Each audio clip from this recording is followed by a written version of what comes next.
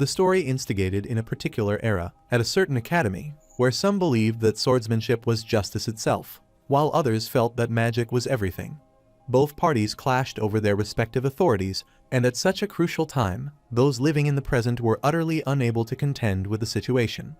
This uproar leads to the awakening of the mighty beasts from a long slumber, spreading a wave of fear among humanity. At the same time, the legend has returned, and the strongest man brought forth new hope in this chaotic world. Thus, a new surge of power came to pass, but that is a story for a little later. 1,000 years ago, a golden-haired man clarified that if he were to be defeated, then humanity would be destroyed. He is certain that if he could achieve victory in that battle, humanity would be saved. That is why he can't lose in this battle, because he is the holder of the strongest titles, Magic Master and Sword Saint. He is the pinnacle of humanity, the one and only Magic Sword Saint, Baryo Westgarden. Therefore, he is prepared to confront the beast and wants to begin that fierce battle.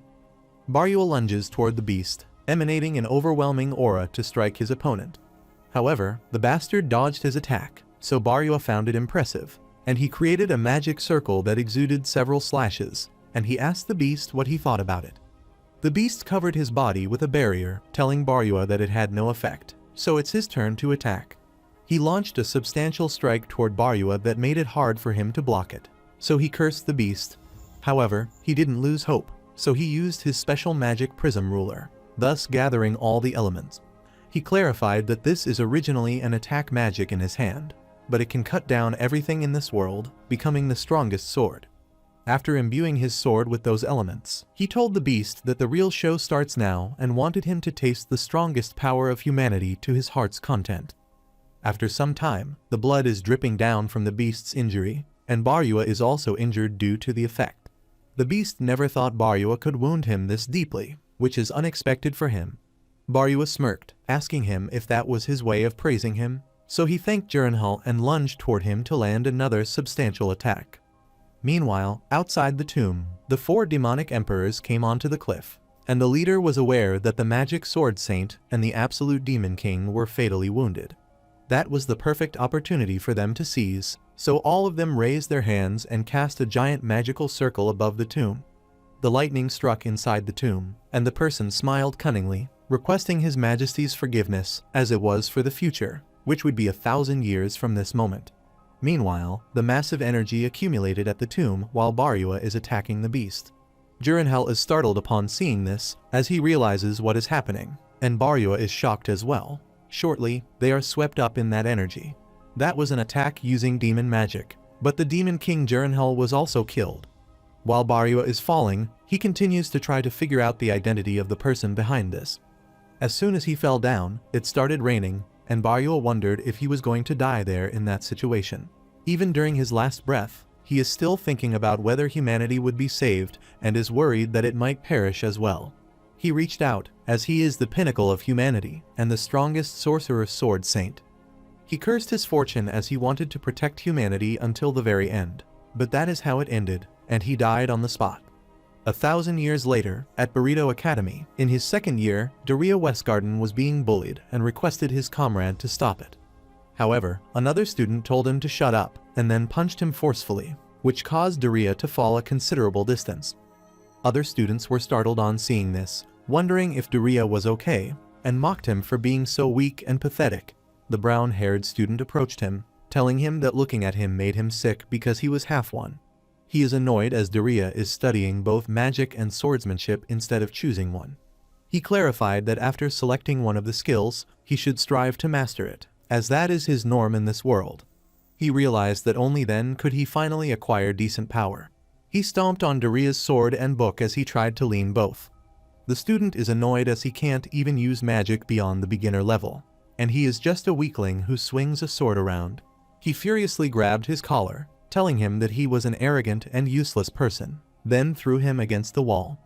Daria doesn't care about what that student thinks and clarified that he likes the legendary Magic Sword Saint.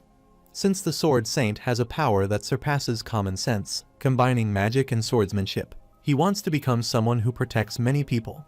The other student found it so annoying that he grabbed Daria again and kicked him. While Daria grabbed his chest in pain, the other student clarified that the Magic Sword Saint is just a legend. He kept kicking Daria, telling him that mastering both magic and swordsmanship is impossible for humans. He called Daria a loser, telling him to face reality, and clarified that that is what irritates him about him. The student told Daria that if he was serious, then he should demonstrate his power, surpassing common sense, by hunting a big monster. While leaving, he is confident that Daria can't do that, but Daria quickly agreed, as he knew he just needed to defeat a monster. Later, the protagonist is going away from the academy, and he looks back because no matter how much he is mocked, he is confident that if he keeps trying, he will surely master those skills one day. Suddenly, he faces a monster, which scares him to the extent that he starts trembling. Abruptly, the monster struck him with its claws that injured him severely, and he knelt.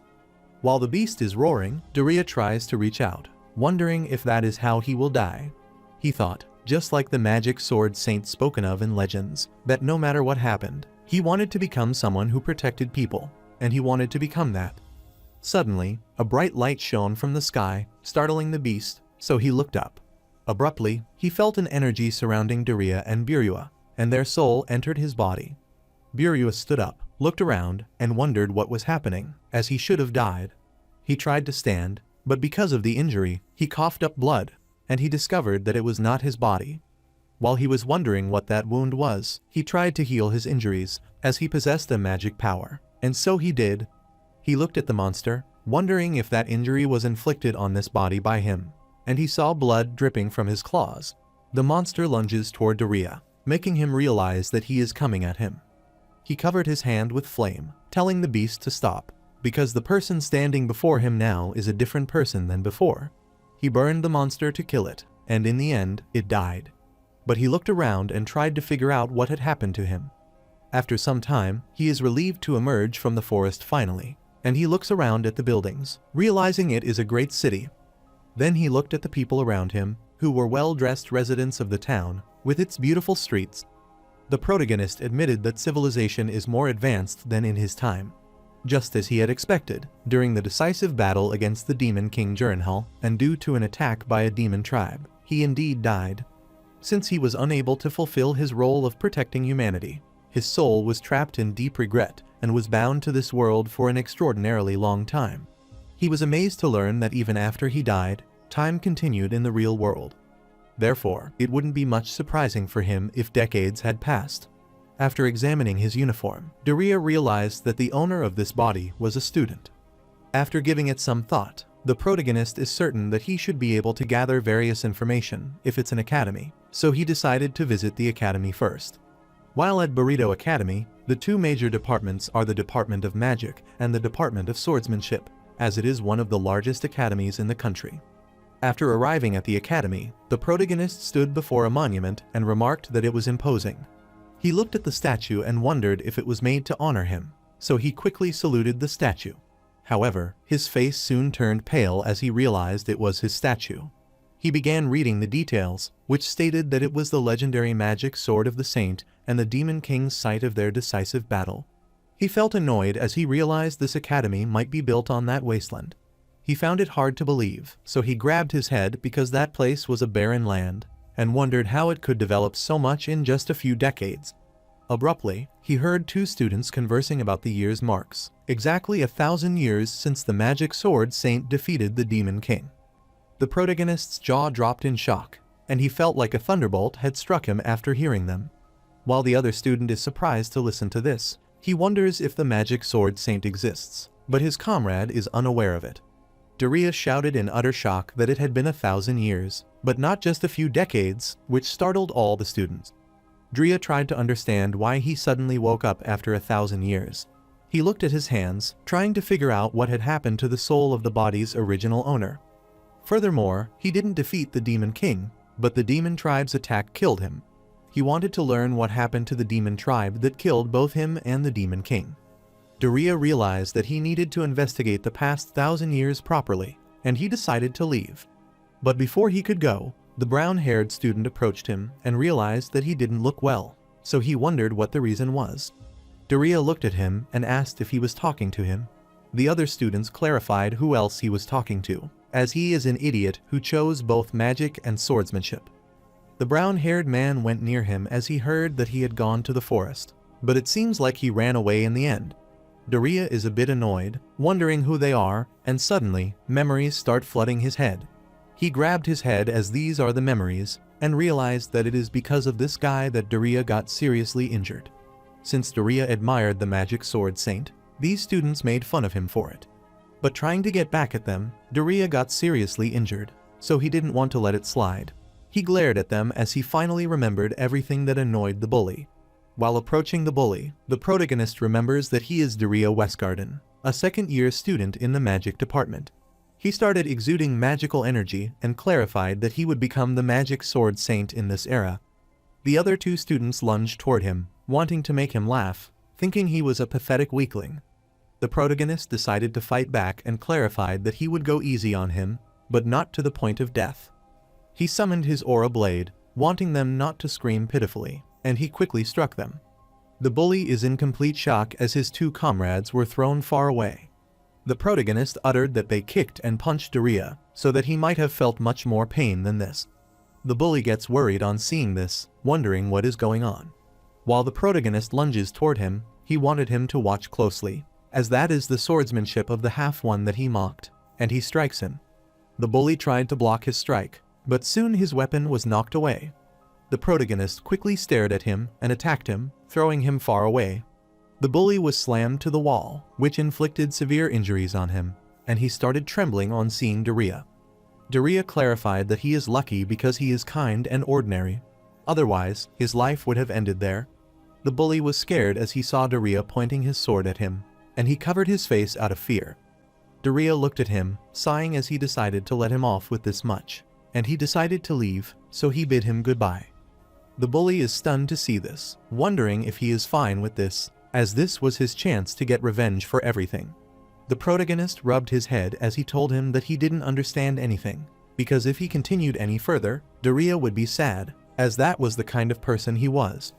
The bully is completely speechless, wondering what is wrong with him. While on his way, Biryo already knew that this body belonged to Daria, and his family name is also Westgarden, a descendant of the same bloodline as his own. Abruptly, the bell appeared in the sky and began ringing, capturing the protagonist's attention. Shortly after, a professor came out and announced that the lunch break was over, so he wanted everyone to move to the classroom for the next lesson. The protagonist is stunned to hear about the lesson and realizes that being a student is tough. Abruptly, the teacher pointed at Daria, and the protagonist affirmed, telling him that's him. The teacher rushed toward him, telling him he should go to the magic training ground quickly and practice his magic. The teacher set his glasses down on Daria and reminded him that he is already a dropout as it is.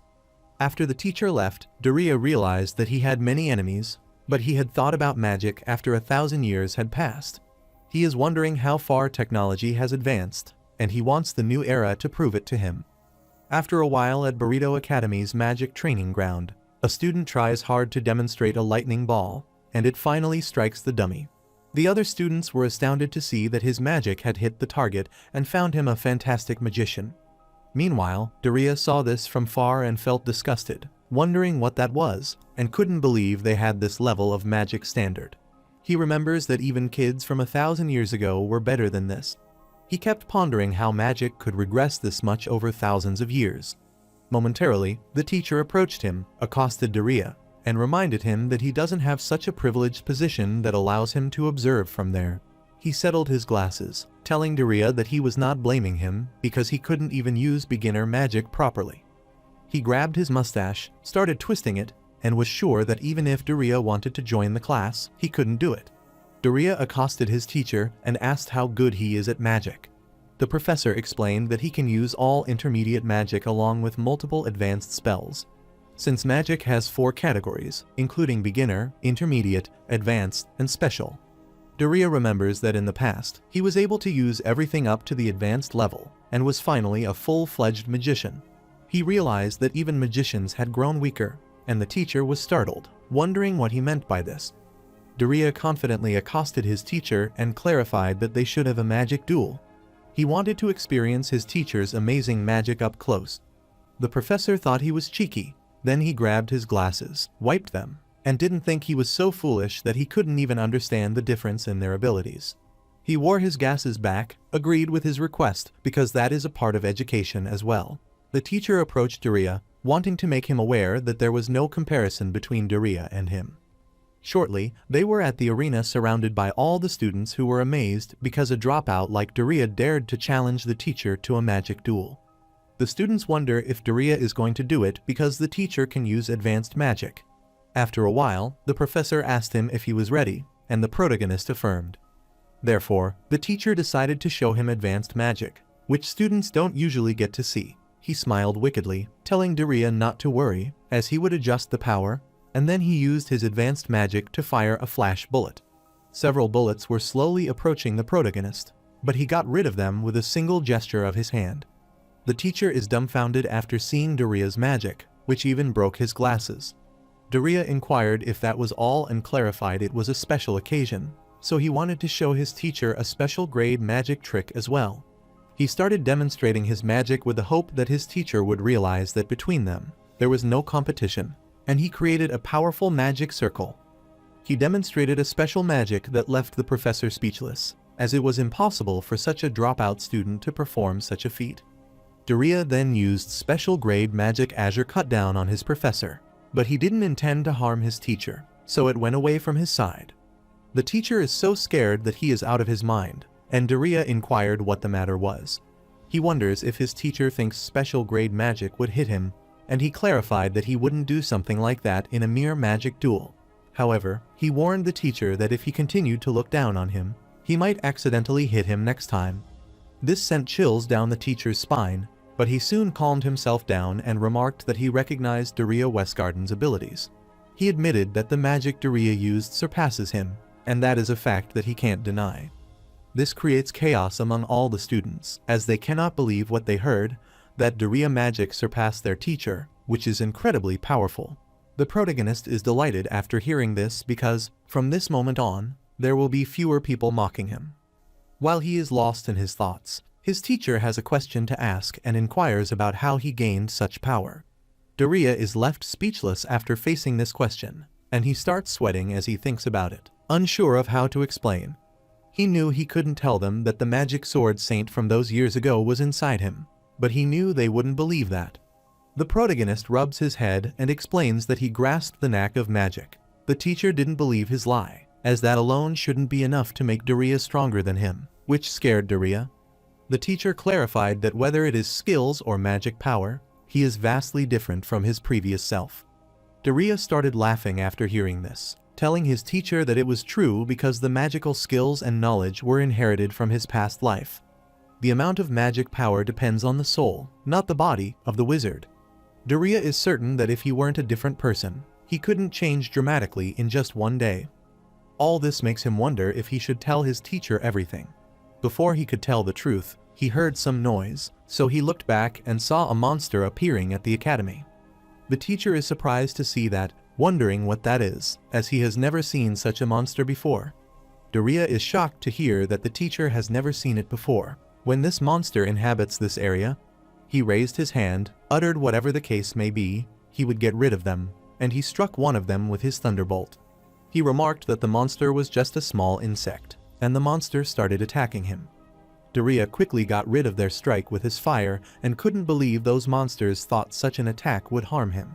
He was surprised to see all the students rushing away since the monster had appeared.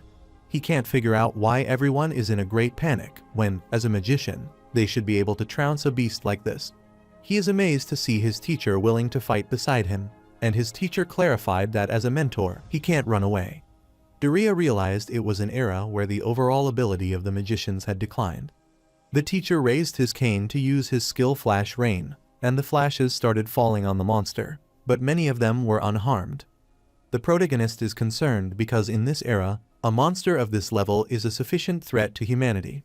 Abruptly, he heard a voice from far, so he looked to the side where another student named Saris was using a fire spear. He is pleased to know there is still a student who hasn't escaped, but her power is terrible, as she can't defeat the monster. Daria smiled because with that bravery alone, she could defeat the monster someday. Abruptly, the monster is about to attack Saris, which concerns her.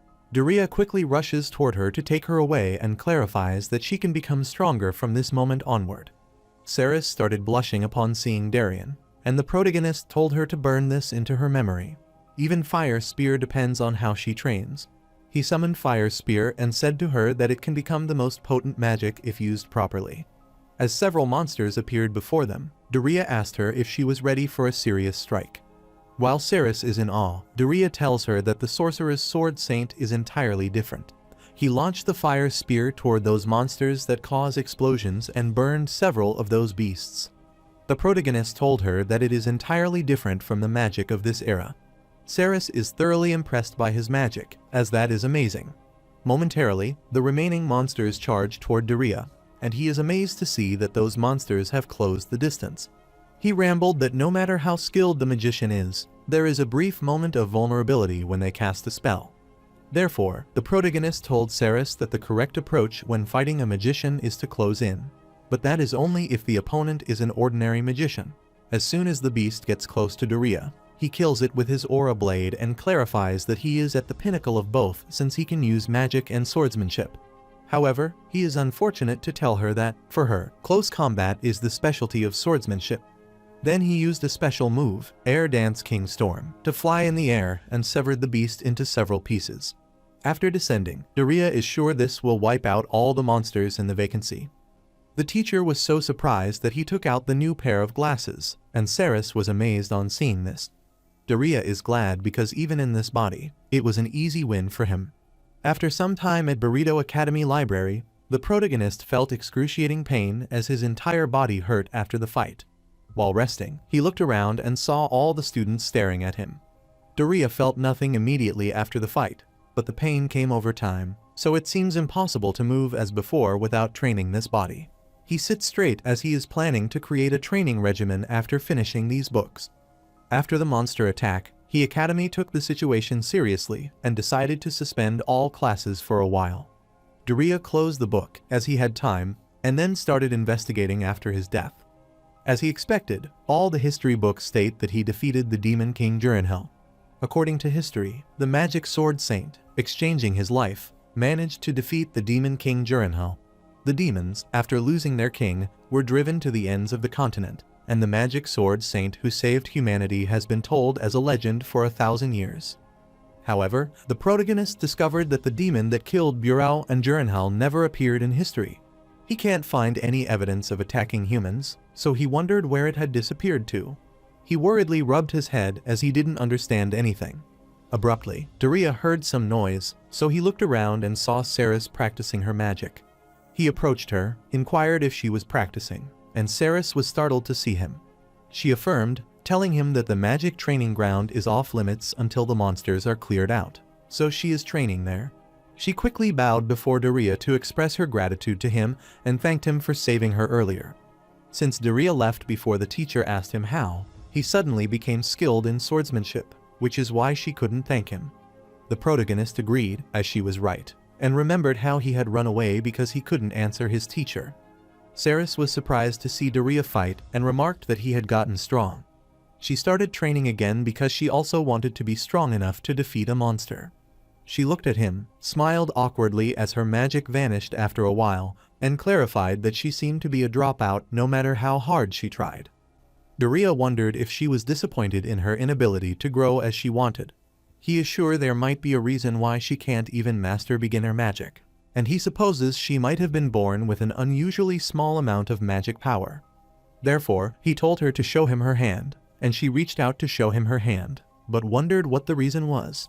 Daria quickly placed his hand on her hand, which made her blush, and he started examining her magic power.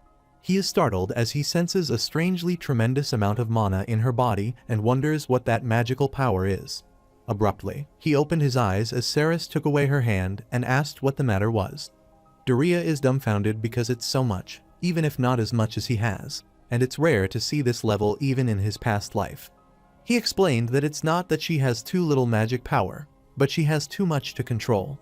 The protagonist asked her for her name, and Saris was a bit startled as he didn't even remember her. Daria soon remembered that her name was Saris, and he told her that she could use special grade magic. Saris is shocked to hear that she could use special grade magic and is certain there is no way she can do that. She sadly told him that she doesn't have any talent, so the teachers and classmates often tell her the same thing. Daria clarified that it is because the people around her are too weak to notice her strength, and she wanted her not to worry about it. Saris doesn't believe that, as that is impossible, because she is just a failure who can't even use beginner-level magic properly.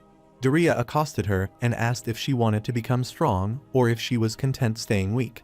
He seriously asked her which one it is, and after giving it some thought, Saris made a firm resolution so clear that she wants to become strong. Daria is glad to hear that and uttered that it is the spirit of a mage. He is sure that she might not realize it, but she possesses immense magical power, and Saris asked if that is the case. Daria explained the reason for being unable to activate the beginner-level magic properly because she poured far more magical power into it than necessary, like an idiot. Saris started crying as he pointed out her mistake and started wiping her tears. Daria explained that even controlling the amount of magic she uses requires skills, so it's impossible for her to use beginner spells correctly for now. However, there is a type of spell that she can cast without worrying about the amount of magic she uses. Daria explained that it is a special grade of magic. Saris stopped him because the special grade magic is something she heard even the headmaster of this academy can barely manage to use. Daria told her that made her equal to the headmaster, but Saris refused, as there was no way, and it was too much. The protagonist reminded him that he could also use special grade magic, so it wasn't rare. He explained that special grade magic requires a massive amount of magical power, but for someone like Saris, it wouldn't be an issue. Saris felt a bit confused because the conversation was moving too fast for her to keep up. Daria wanted to get started quickly and explained that he would teach her one special grade spell immediately. Since there is no need for some grand preparation, the protagonist told her it's the same as casting a beginner spell. Saris is a bit confused as she somehow got swept up into this and ended up learning a special grade spell, but she knew there was no way it was the same as casting a beginner spell. She imagined an immense flare-up and is sure it's not the same, because special grade magic looks like this. After moving away, Daria told her that the spell she would cast at that moment was the special grade spell Prominence Gate. He elucidated that it is a fire-based spell that is relatively easy to handle and is similar to something like Fire Spear. After finding a suitable spot, he stopped there, and Saris was speechless, as there was no way it was that simple. She became gloomy, wondering if she could truly use a special grade spell, and thought she couldn't do it. However, she raised her spirits as she wanted to stop thinking negatively and become stronger. As soon as she lifted her hand, Daria realized that she was ready for the attack. Saris is concerned because if she manages to cast a special grade spell, it might cause damage to everything around her. Daria clarified that it is usually right, but that is why he wanted her to aim at him this time. He told her not to worry about anything that might happen afterward. Saris understood that, and Daria was amazed to see that she was no longer shaken. Saris started casting the spell, telling him that if she got any more surprised, then she might pass out. She remembers that Daria is the one who defeated all those monsters on his own.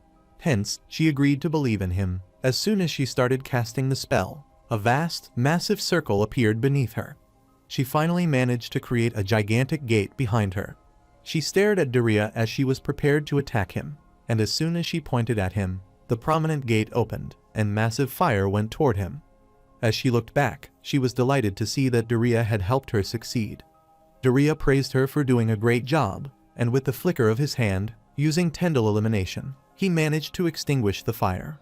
He covered the entire fireball with the barrier, and Saris was astounded on seeing this. After moving the fireball far away, Daria approached her and asked Saris if she was glad to believe him, as she successfully used a special grade spell. Furthermore, it doesn't cause any harm to anyone around them. Saris stared at him as she wanted to know about Daria's true identity. Daria clarified that who he is doesn't matter, but what is essential is that she succeeded in casting a special grade spell, so he wanted her to be proud of herself. Saris understood that she had started blushing and was in awe as she did so. She looked at her hands as she managed to cast a special grade spell, even though she couldn't handle beginner magic, even though she was a failure. Daria realized that Saris turned out to have more potential than expected. Since the overall level of mages is declining, he realized they need properly trained ones. The protagonist accosted Saris and asked if she wanted to become his disciple. Saris is surprised to hear that he wanted to make her his own disciple. Daria affirmed, telling her that out of everyone he has seen in this academy, the most talented one is Ceres. He told her that she can refuse the offer if she doesn't want to be his disciple, but if she chooses to be his disciple, then he will train her to become one of the greatest mages in the world. Therefore, he asked her what she wanted to do. Ceres happily told him that her decision was evident, as she tried to be his disciple. Since, in one day, Daria had completely transformed her, she had no reason to refuse, and she requested him to take care of her.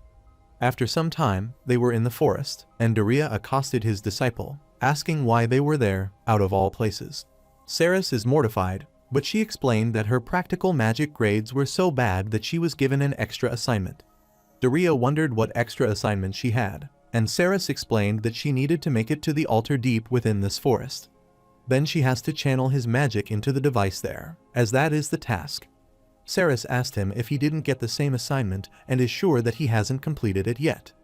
The protagonist is annoyed after recalling that Ceres uttered that she is commanded to finish it as soon as possible. However, with the recent monster attacks, she was too scared to come alone. The protagonist told her that day classes were all cancelled, and she could have just waited for him. Ceres is startled to hear that after Daria mentioned it and worriedly clarified that she rushed because she thought she had to. The protagonist is a bit worried as he realizes his disciple is somewhat lacking in intelligence. He told her that whatever the case is with him, there she is safe. However, sending students who can't even use beginner magic to this place is a bit dangerous, as they can't tell if monsters will attack them and lose their lives. Ceres continued to progress and told him that everything had been fine so far, as they were near the academy and within the kingdom's borders. She wiped her sweat, telling him that most of the monsters are weak and don't attack humans. The protagonist stared at her, wondering what was going on because monsters attacking humans is the norm, so the monsters that don't attack humans should be extremely rare. Abruptly, she remembered there was a dangerous giant lizard monster near the hill close to the academy, so it's best to stay away. The protagonist is shocked because the giant lizard was a weakling at his time and can't believe it is considered dangerous. Daria remembered that land used to have much stronger monsters roaming around. Ceres clarified that if a powerful monster exists there, then that might have been over 1,000 years ago. She explained that thanks to the legendary magic swordsman who defeated the Demon King, the demons retreated from the kingdom. The monster, which had grown stronger from their magic, began to weaken rapidly. That protagonist understood, as it started making sense. With the demons gone, the monster grew weaker, battles against demons and monsters decreased, and human combat skills deteriorated, which all checked out. However, Daria has never seen a monster whom he fought recently in the past. Since he had never seen it before, the protagonist wondered if it was not native to this area, but whatever the case may be, that monster was just a weakling. While he was pondering, he heard some noise, so he looked ahead and saw a few monsters approaching. So he pointed at them and asked Ceres if she thinks those are harmless as well. Ceres is about to cry, but her face turned pale as the monster roared and charged at them, and she clarified that she didn't think that. The protagonist quickly struck the monster, created his mana blade, and killed them all. Daria realized that monsters attacking humans are starting to appear everywhere. Ceres disagrees because that can't be the case, because in the current academy, hardly anyone has actual combat experience against dangerous monsters. She is concerned because, at this rate, they will eventually start facing casualties. Daria considered it a good thing that he decided to take a disciple, which startled Ceres. He explained that thanks to her, at least one more mage with combat experience will exist. Ceres started trembling after hearing this and asked if he meant she had to fight them. Daria grabbed the paper from her hand and clarified that a slightly aggressive opponent is perfect for a disciple training. Then he pushed Ceres forward, the monster, and wanted her to take them all down. The monsters charge towards Ceres, which scares her, so she doesn't know how to handle them. Daria told her to calm down first, because if she used her true power, monsters like these would be easily crushed. After hearing that, Ceres agreed with what he said, and she enthusiastically glared toward the monster. She summoned her fire to strike them and was confident she would be fine, as she had done that before. Ceres successfully activated the Prominence Gate, and the fire came out of it, which burned all the monsters before her into ashes. Ceres is delighted to see that she finally did it and defeated a monster for the first time. Daria praised her for doing well and is glad to choose an outstanding disciple as he expected. He explained that after she gains real combat experience, she will improve her control over magic. Furthermore, she will learn to manage her power and use spells other than advanced magic, as that is her first goal. While he is conversing, 3 more monsters charge at him, but he doesn't dodge them, and Ceres gets worried after seeing that, so warned him. The protagonist quickly dodged the attack, then punched the beast on its face and started beating all the remaining beasts. Abruptly, one of the monsters tried to attack him again, but Daria kicked it, which slammed it firmly into the tree.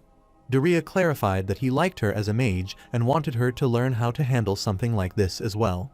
Ceres sighed worriedly as he didn't even use magic and wanted him not to ask for the impossible. Daria clarified that even mages can benefit from fighting barehanded, and it comes in handy in emergencies. Ceres agreed that might be true, and the protagonist told her to keep moving, as they needed to complete their task. Ceres is prepared for this, but her master is completely beyond the norm. While the protagonist moved ahead, he clarified that he would leave killing the monster to her. Ceres gets worried after this and wants him to wait for a minute, but Daria assures her to put out any fires before they spread, and shortly there was an explosion. After a while, they finally arrived at the stone altar, and he looked at Ceres, who was out of breath and sweating. He worriedly asked her what was wrong with her, and Ceres clarified that she was exhausted. Ceres remembered all the fights on her way and realized that just getting there had pushed her to her limits, as she had already used advanced magic 5 times. The protagonist can't believe that she is tired after just 5 spells.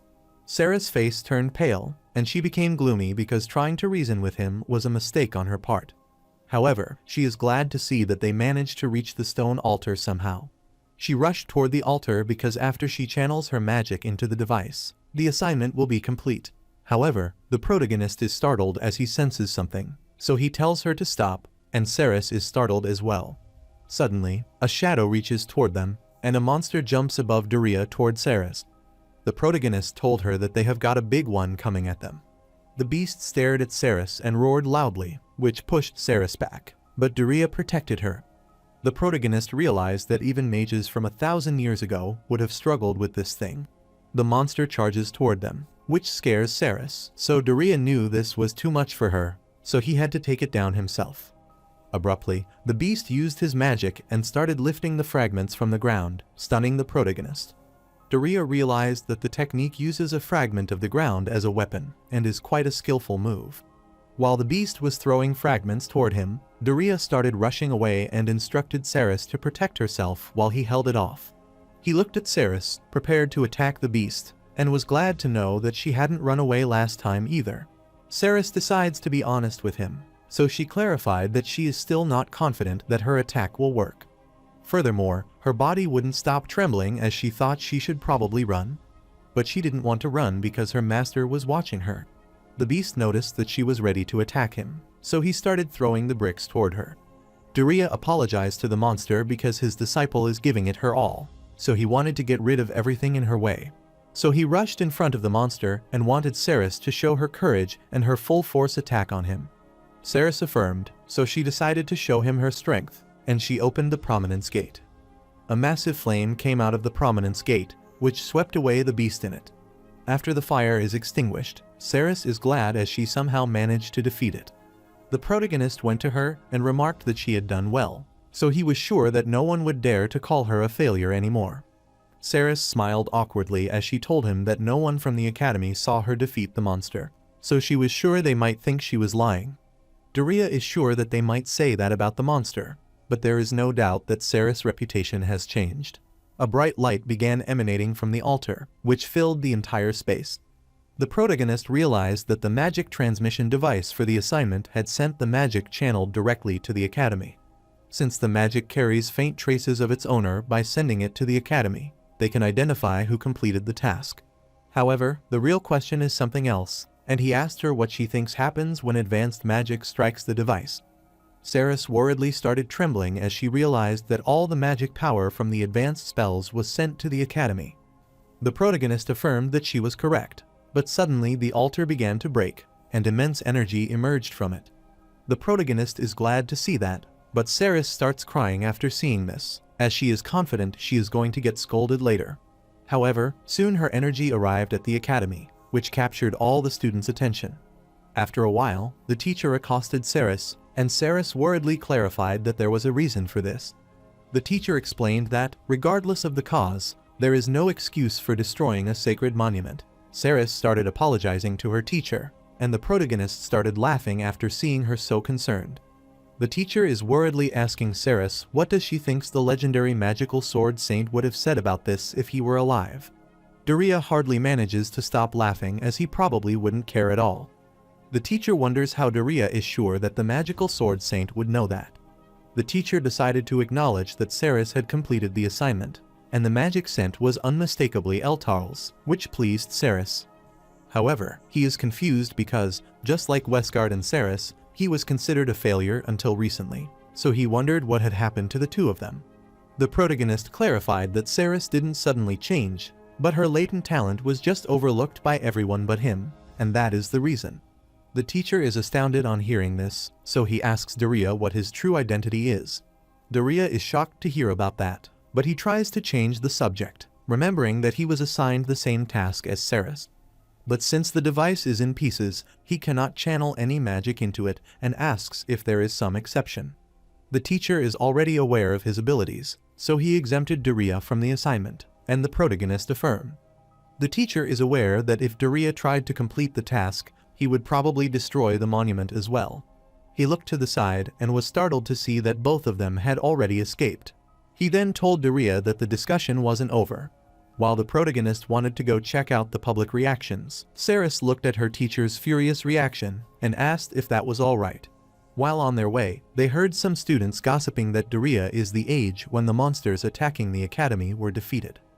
They also recognized that the girl with him apparently has an incredible amount of magic power. Saris blushed after hearing this, but she felt something piercing her heart when the other girl said it was she who had burned the monument. After a while, the protagonist is glad because the positive rumors are spreading, but Saris feels a bit awkward about it.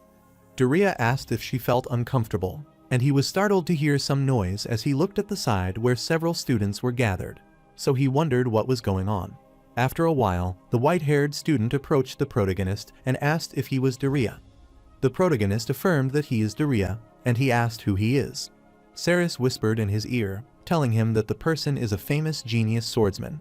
Daria is surprised to hear that he is a genius swordsman, and Saris keeps trying to recall his name correctly.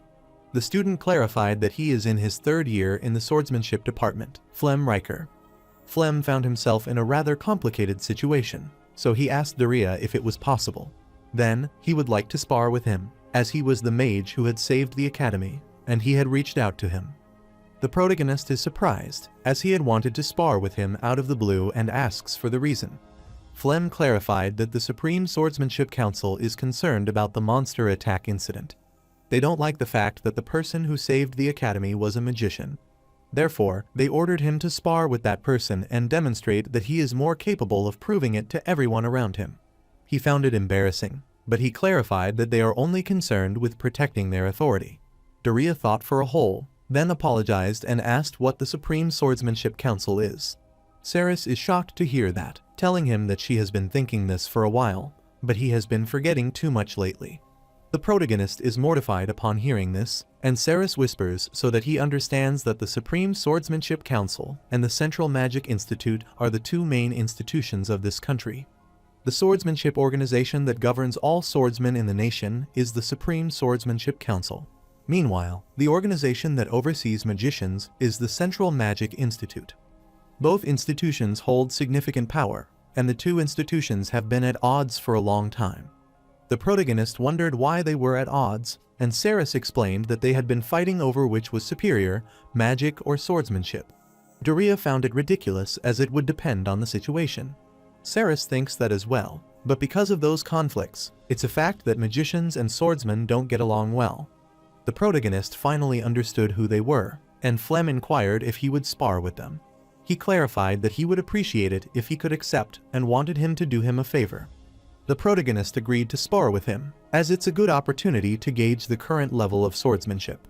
However, he knew that they conflicted with modern magicians, but he didn't have high expectations.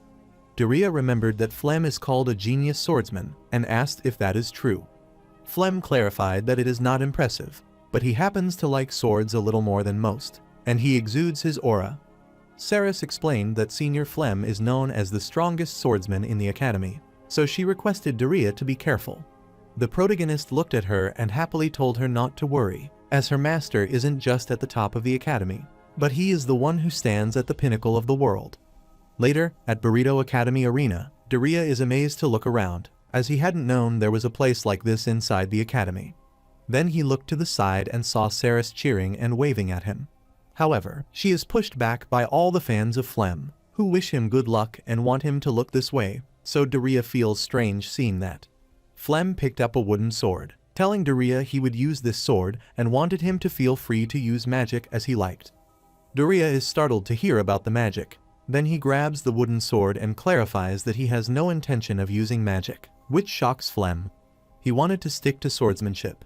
Otherwise, it wouldn't be fair. Flem is worried as he heard that Daria is a magician.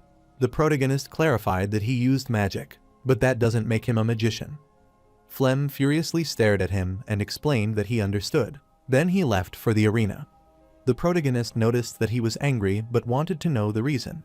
He abruptly recalled that in modern times it's common to choose either magic or swordsmanship.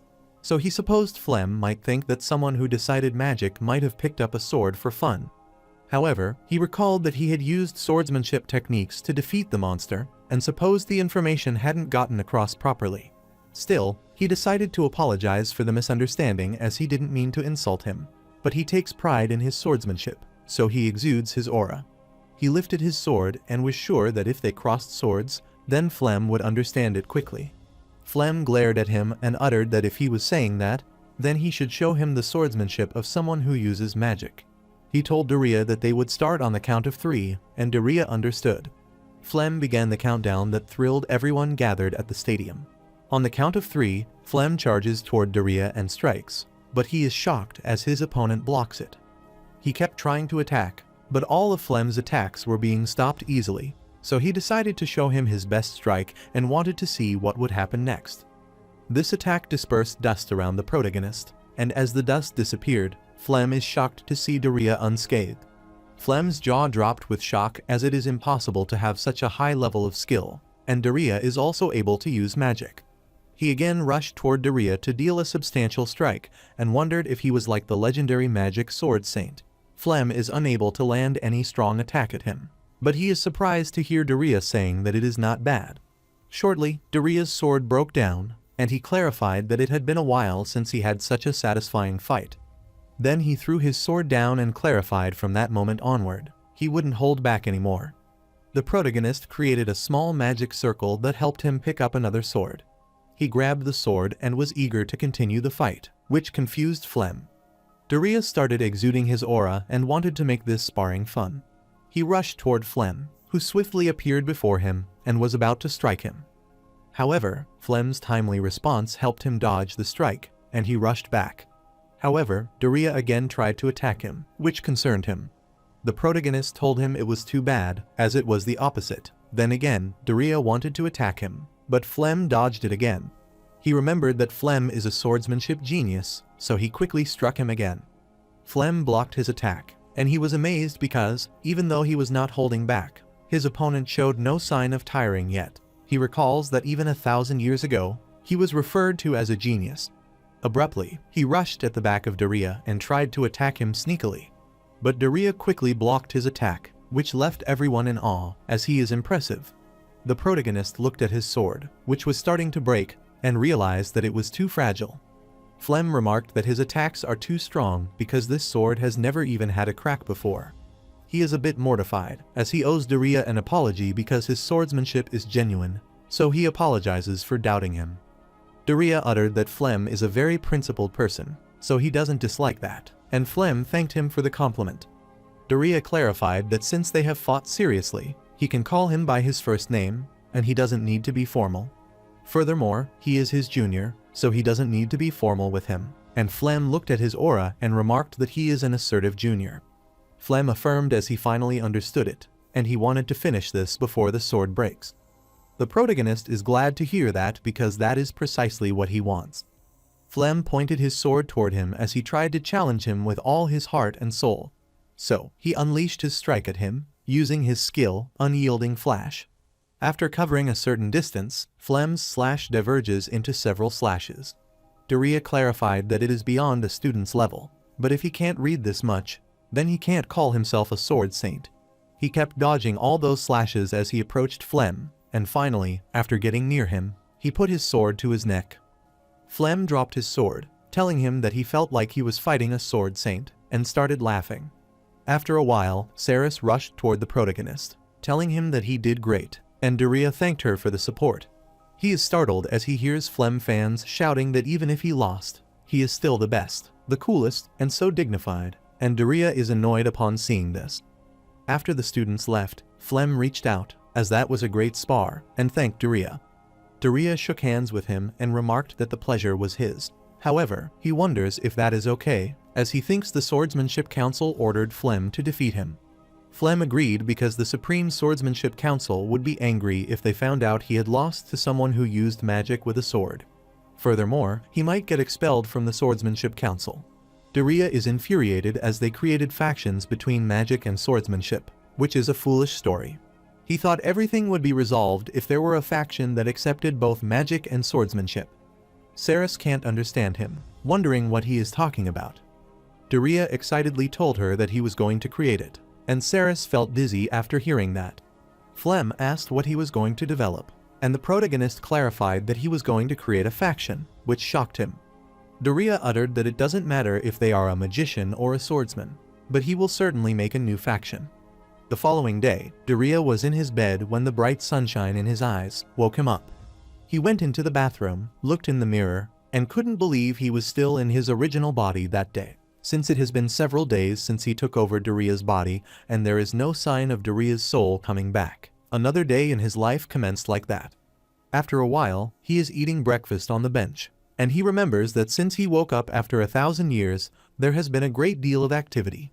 He already felt annoyed after trying to find his room, as it was a hassle. However, from today, the classes are going to resume, and students are very busy. According to Saris, since he took over Daria's body, the monster has been mutating and becoming more aggressive. The protagonist wanted to find the cause quickly and devise a plan to fight those vicious monsters.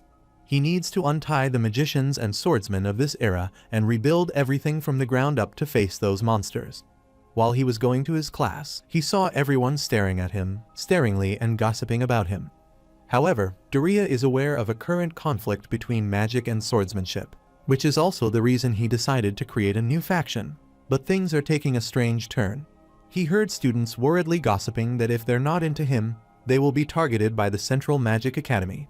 Another student found him scary as they heard Daria storm into the swordsmanship department and even pull the beard of a teacher, making them cry.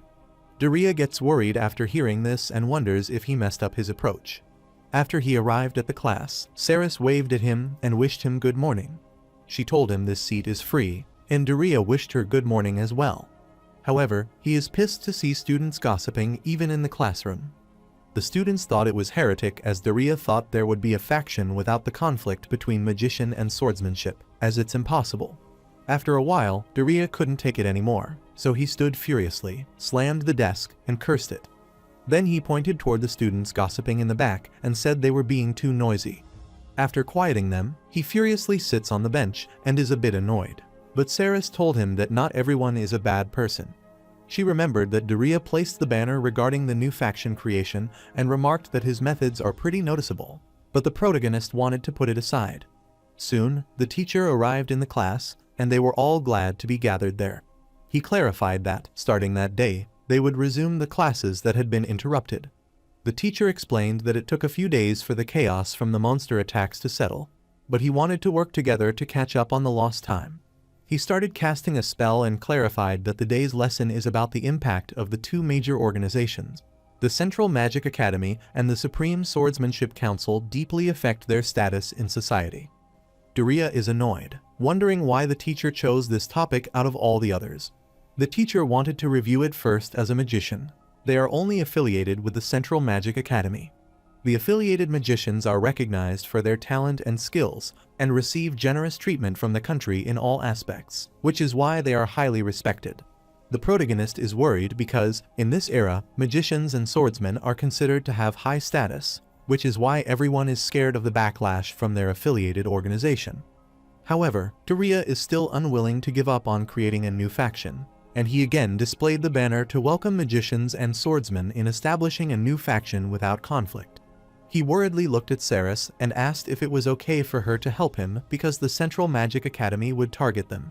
Saris is fine with the backlash because if she hadn't received advice from Daria, she might have been expelled as a failure. The protagonist thinks about it, but Doris confidently told him that she will follow the master she believes in, no matter where it leads. Daria's eyes welled up after hearing that, but Saris looked back as she was more worried about Flem being there with them. Saris is concerned as she saw Flem asking a student if he wanted to have a chat and reminded him that if Flem shows up at such a suspicious gathering, his status as a top student will be at risk. The protagonist told her that her true feelings are showing. Flem thanked her for worrying about him, but he was okay with it, as he was not a fan of being tied down by authority either, so he was in the same position as Daria. Flem can't avoid the punishment for not living up to the Swordsmanship Council's expectations, so he also wants to act freely now. However, Daria is concerned because with just the three of them, they can't do much. Abruptly, he got an idea, so he wanted to convince Flem's fan to join them. Saris clarified that it is not a good idea because if they act rebelliously against the two major organizations, some people's lives could change drastically. Therefore, she suggested to the protagonists that they need to be careful with recruitment, and the protagonist understood. Abruptly, some people came there and asked if they were Westgarden and his group. Daria happily looked at them and asked if they were students who wanted to join. However, he is startled to see the staff there, and the professor told him that his actions have been deemed harmful to the academy, so the headmaster has called for him.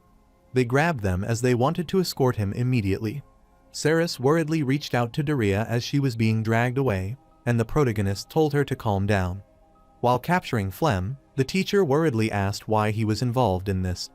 The protagonist sighed, as it was a good opportunity, and he wanted to meet the face of the academy's top leader.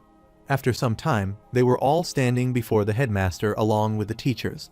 The headmaster clarified that his name is Rudolfin Garfwelm and that he is the headmaster of this belied academy, and thanked them for coming all the way there.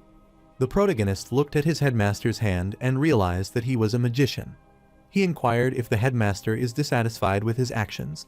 The teacher gets infuriated and wants Daria to stop having a disrespectful attitude.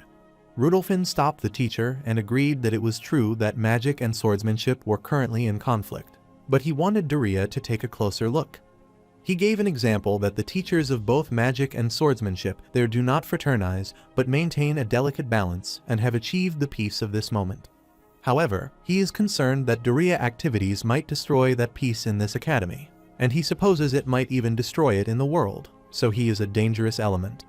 The protagonist smirked after hearing that, as it was absurd because magic and swordsmanship were means by which humanity fought and protected itself. Daria clarified that the important thing is to replace those simple means with authority and be bound by them, which is entirely meaningless. The professors were infuriated on hearing this and remarked that he was rude, but the headmaster didn't say much. Abruptly, a student rushed into the office, wanting to say something. The professor was surprised to see a first-year student barging in like that and inquired about the meaning of entering without permission. The student clarified that giant monsters were attacking the classmate who was in the swamp outside the academy. Everyone is concerned after hearing that, and the student worriedly clarified that he somehow managed to escape and return there. However, there were still many classmates and teachers running through the swamp, so he requested that the teachers help them. While Daria was going out to help the teacher, he annoyingly asked him where he was going, as they still needed to talk. The protagonist looked back, annoyed, as the teacher asked where he was going, which was evident because he was going to help the first years. Saris is delighted after hearing that, and Flem is also glad, as that is so like him. The teacher wanted to send experienced teachers for the rescue, because someone like Daria would only be a hindrance. Daria already knows the level of this academy, as there is no teacher stronger than him, so he is the one who must go, and it's the most certain. However, the teacher advised him not to get too full of himself, as he should stay there and reflect on his actions first. The protagonist is annoyed to hear this, so he tells the teacher that if authority is more important than students' lives, then he is unqualified to be a teacher, which annoys the teacher. Abruptly, Professor Rima stepped in as he could understand the other teacher's frustration with Daria's attitude. But he wanted to guarantee that Daria was the strongest in this academy. He insisted that Daria is stronger than any of the teachers there. The female teacher worriedly asked the professor what he was saying, as that can't be true. Rudolphin asked Professor Rima if he meant to say that Daria surpasses even him, who is the headmaster. Rima affirmed that that is what he believed, so the headmaster clarified that, in that case, there is only one thing for him to do. All of them were shocked as they saw Headmaster Rudolphin bowing before Daria and requesting that he save the first-year students, as he was counting on him. The teacher is worried to see that, but Rudolphin explained that in the last few days, the monsters have started to gain abnormal power, so they need Daria's power to help them. Daria is confused on hearing this, as he thought the headmaster hated him. Rudolphin clarified that he stated the general opinion as the headmaster, but he never said he hated him. The three of them were pleased to hear that, and Rudolphin is willing to send teachers skilled in combat later, so don't want him to push himself too hard. The protagonist understood what he meant, and then he quickly rushed out along with his comrade. Professor Rima takes a peaceful breath as the matter is resolved. The other professor worriedly accosted the headmaster, and the headmaster uttered that the magic and swordsmanship should finally break down their walls, just like in the age of the magic sword saint. After some time, they finally arrived at the barren place near the pond with dirty water. Flem remembers that the thing that attacked the first-year students was a giant monster. He looked at the massive footprint and realized that they didn't need to search around much. Saris is so exhausted that she didn't even notice a sound appearing from the pond. Daria grabbed his sword, unsheathed it, and was glad that they had found its track, but he didn't want them to let their guard down. Shortly, the monster popped out of the pond and jumped towards Saris to strike, which concerned her. However, Daria stepped in time to kill those monsters, and Flem also helped him kill some of them. The monsters kept swarming out of the lakes to attack them, but Flem easily stopped them with his single hand and subjugated them. Then he lunges toward the beast and kills them while apologizing, as he can't spend too much time there. Saris is amazed to see that, and Daria is expecting this much of the genius swordsman. Flem is mortified on hearing this, so he laughed awkwardly and wanted him to stop saying that, as his sword skills are far inferior to Daria's. While he is conversing, another monster pops out of the lake to sneakily attack, but Flem quickly subdues it and clarifies that he will do everything he needs to save the academy students. Daria worriedly called Saris and remarked that Flem is so cool that he is afraid he might fall for him. However, he knew this wasn't the time to be joking around, as they needed to find the students quickly, and he rushed forward. The protagonist wanted to understand why the first-year students were having a class in such a place. He knew that the monster that appeared earlier was strong as well, and they could handle it because they were seniors. However, he is certain it will be difficult for normal students to defeat. Flem explained that there is something called miracle water in this swamp, which is a rare type of water he can obtain there, so if he uses it to make tools, the quality of weapons improves significantly. Therefore, every year, the first years in a joint class between the magical and swordsmanship departments compete to see which side can collect more miracle water. Flem asked Daria if he didn't do that, but Daria clarified that he might be absent that day. Flem explained that the teacher usually instructs them to search near the swamp entrance, but every year the students get excited and end up going deep into the swamp. The protagonist understood that, but usually that would be fine. This time, they encountered ferocious monsters. While they were progressing, some other monsters rushed down from the cliff to attack, and the protagonist realized that everyone was being chased around this time. Saris is concerned after seeing the entire army of monsters prepared to subjugate them, and she worries that their number is too significant to handle. Flem saw him rushing there, so he remarked that it's reckless to fight now. The protagonist smiled after hearing this, took out his sword, and wanted them to wait a moment. He kept defeating the monster on his way and subjugated a few using magic, which scared the other monsters. Even then, the protagonist continued to attack those monsters, jumped up, and utilized his ice magic on the ground. The monsters' feet were frozen to the ground, which panicked them, and shortly, the ice spikes emerged, subjugating them. While Saris is dumbfounded to see this, Flem sighed as he went against Daria. He didn't feel like he could win. At the same time, Daria continued killing the monsters using both his magic and swordsmanship. Soon, he is relieved as he gets rid of all of them, so he takes a peaceful breath and puts his sword in the sheath. Then he looked back toward his comrade to ask how that is, as they can finally pass through now. On the other side, the giant monster was attacking the students who were asking for help to be saved. The flow of water swamped them, and the giant monster stared at the other students as it was going to strike. While several other students were running away to save their lives, one of them looked back worriedly, wondering what that giant thing was. The girl worriedly called the other and wanted them to look ahead, as there was nowhere left to run. The magician felt chills down her spine as she heard the stomping of the giant monster behind her. All the students started trembling in fear as they faced death in front of their eyes and couldn't see any hope of survival. Shortly, the giant monster got close to the girl, who, with teary eyes, kept requesting it to stop. As soon as the monster raised its weapon, the student worriedly shouted.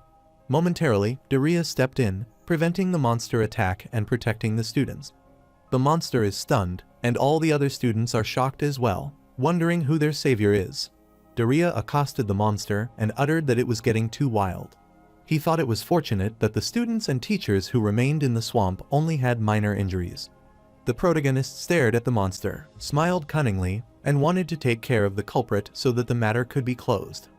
The giant monster is fully prepared to strike him, but Daria easily blocks its attack.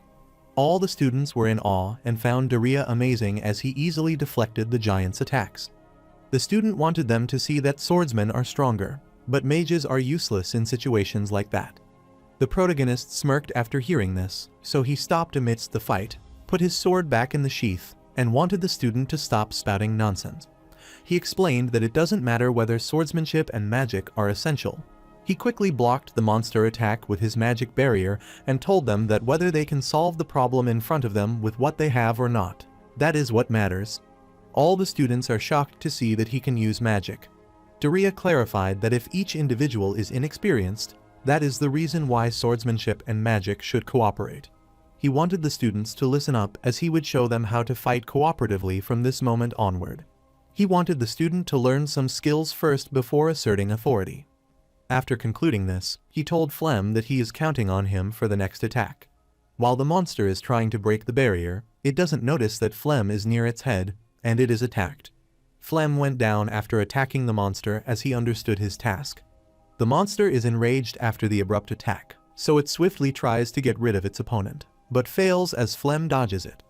Daria is sure that everyone can see that, even for a genius sworder like Flem, it's difficult to dodge the giant attacks. However, with the help of magic, they can restrict the giant's movements. After the monster movement was restrained, Daria used his secret technique, Infinite Flash, to strike the monster. Daria explained that with the help of the magic, they can create an opening to unleash a powerful technique. The giant monster started bleeding after the fatal attack and fell down. After a while, Saris rushed there to inform her comrades that they had finished treating the injured and everyone had started evacuating from the swamp. The protagonist thanked Saris, and Flem wanted to head back as well. Saris pointed toward the monster, asking Daria if that was the rumored giant monster. Daria thought that as well, but he wondered what the matter was.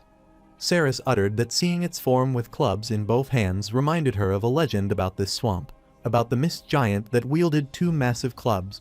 The protagonist also started pondering about it, so Saris clarified that she was unsure why it was called that, but the mist giant was said to be an untouchable tyrant of the swamp. The protagonist is surprised to hear that, as it seemed like the monster had already gone down easily. However, he didn't notice that the mist giant was raising his massive club and stood again to fight. Flem gets worried as something isn't right, so he wants everyone to be careful. All the students were concerned after seeing that the mist giant is reviving, so they wondered what was happening.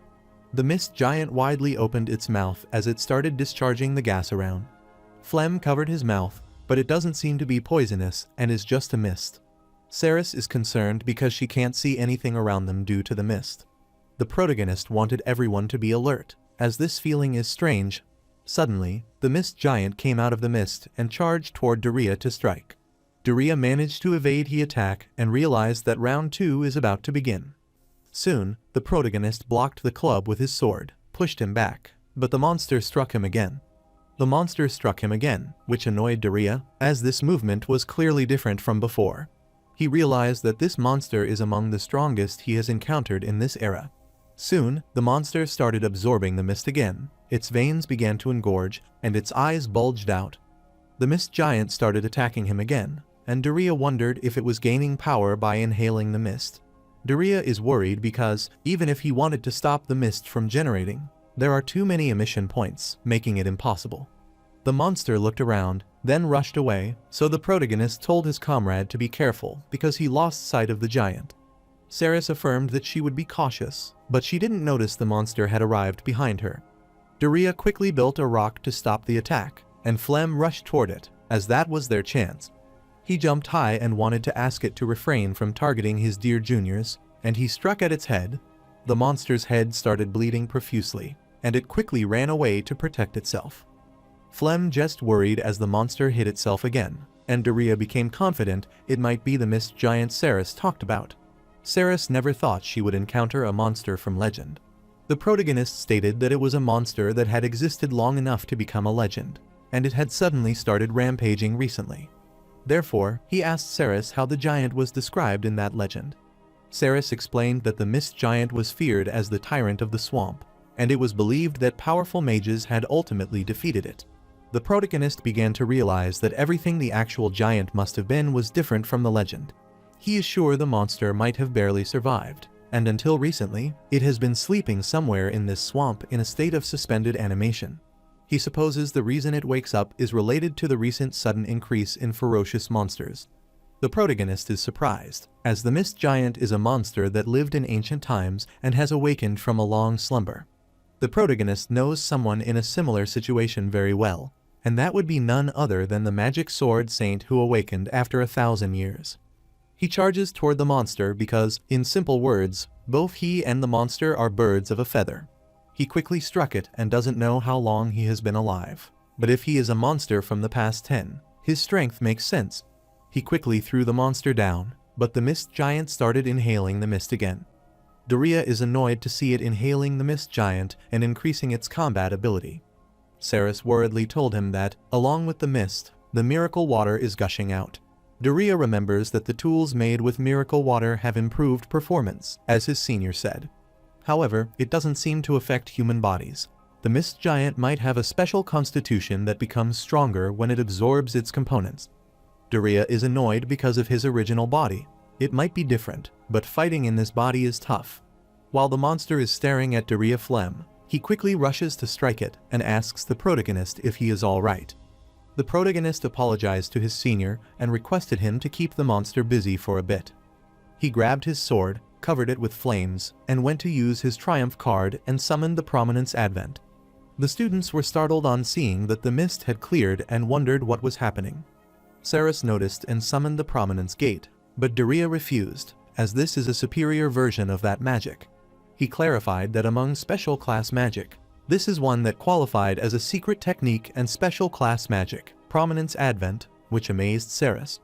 While Flem is fighting with the monster to distract it, and keeps dodging its attack, Daria explained that the Prominence Gate originally borrows fire from being in another dimension, and this time, he has summoned a part of that being. The mist giant is startled as it senses the flame, so it looks ahead, and a huge fire hand appears before it. The protagonist explained that the moment this manifested, their victory was assured, so he is counting on it to secure his victory. Abruptly, the huge hand kept reaching toward the monster, and Daria wanted it to incinerate everything. The monster was scared by the intense flames, and shortly after, its hand smashed it to the ground, leaving all the students in awe. Soon, the hand disappeared, and the monster's ashes were left behind. The protagonist takes a peaceful breath because it was a bit dangerous at that time, but he managed to save everyone. He grabbed his neck, feeling sore, so he decided to retrain his body when he got back. Abruptly, he noticed students rushing toward him, excited to ask him something.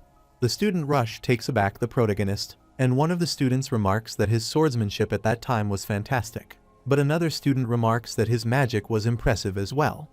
Both of them wanted to learn to fight like that as well, so they insisted on learning it. Daria asked them if they wanted to gain the power to fight monsters. The female student clarified that after what happened that day, she realized that she couldn't defeat the monster with her current abilities. The sorter also explained that he thought he could beat monsters, which was so frustrating, so they requested that he teach them how to become stronger. The protagonist seized the opportunity and told them that if that is the case, then there is a perfect faction for them, and asked if they were interested in joining. A few days later, the female magician is practicing her magic to strike the dummy, and the swordsman is also practicing on the dummy. The protagonist looked at them and was glad to see that they were practicing correctly that day as well. He thanked them for their hard work. All of the students happily looked at him and approached him, telling him that it wasn't the case. One of the students asked Saris if it is true that she can use special class magic. After returning from the swamp, the first-year students who were present at the battle with the Mist Giant decided to join the new faction. At the swamp, Daria told them that the faction he created doesn't allow conflict between magic and swordsmanship, so he wanted them to understand that before deciding, and all of them affirmed. After that, Daria has been teaching these first-year students how to fight for the past few days. However, he found it concerning that the teachers haven't said anything about the faction since then. Even when Daria reported the defeat of the Mist Giant to the principal, the surrounding teachers looked displeased, but the principal seemed quite satisfied, so he supposed he might be allowed. While he was pondering, Flem approached him and said that the principal wanted to talk to him about the faction, instructing him to come to the principal's office. The protagonist worriedly grabbed his head as he realized it wasn't allowed at all, and Saris got worried on hearing him, so she asked what the matter was. After a while, they arrived at the principal's office, who apologized for leaving him out there. Rudolphin explained that they have finally finished organizing the teachers' opinions on the Daria faction. The protagonist is surprised to hear about the Daria faction, and Rudolphin clarified that it is the name they have given to the faction he created. The protagonist found it straightforward, but the principal explained it would be inconvenient without a name. Rudolphin wanted to tell him in advance that he is in favor of the Daria faction, but many teachers are negative about challenging the existing norms. That is why the principal wanted him to demonstrate his power to the teachers once again. Saris is shocked to hear that and reminds him that Daria defeated the Mist Giant in the swamp, so his abilities should already be proven. Rudolphin knew that opinion was valid, but the teachers didn't see it firsthand. The teachers started gossiping that the giant might be just weak, and some thought he might not have defeated them, but just run away. The principal clarified that some of the teachers are making these claims. Flem is annoyed, as that is an insult to Daria and Rudolphin, which he already understands, so he has prepared a strategy to make sure they can never utter such nonsense again. He retrieved a cube and explained that it was a magical medium that could record video. He wanted Daria to capture the content he was about to tell him, and clarified that if he could do that, he would ensure the teachers recognized the Daria faction. So he asked the protagonist if he could accept this, and Daria sighed after hearing this, but in the end, he understood the hidden meaning, so he accepted the principal request. The protagonist inquired what he needed to do and record in this magical device. Rudolphin explained last night that there was a report of monster damage in a town near the academy. He wanted Daria to go there and resolve the situation using only his power.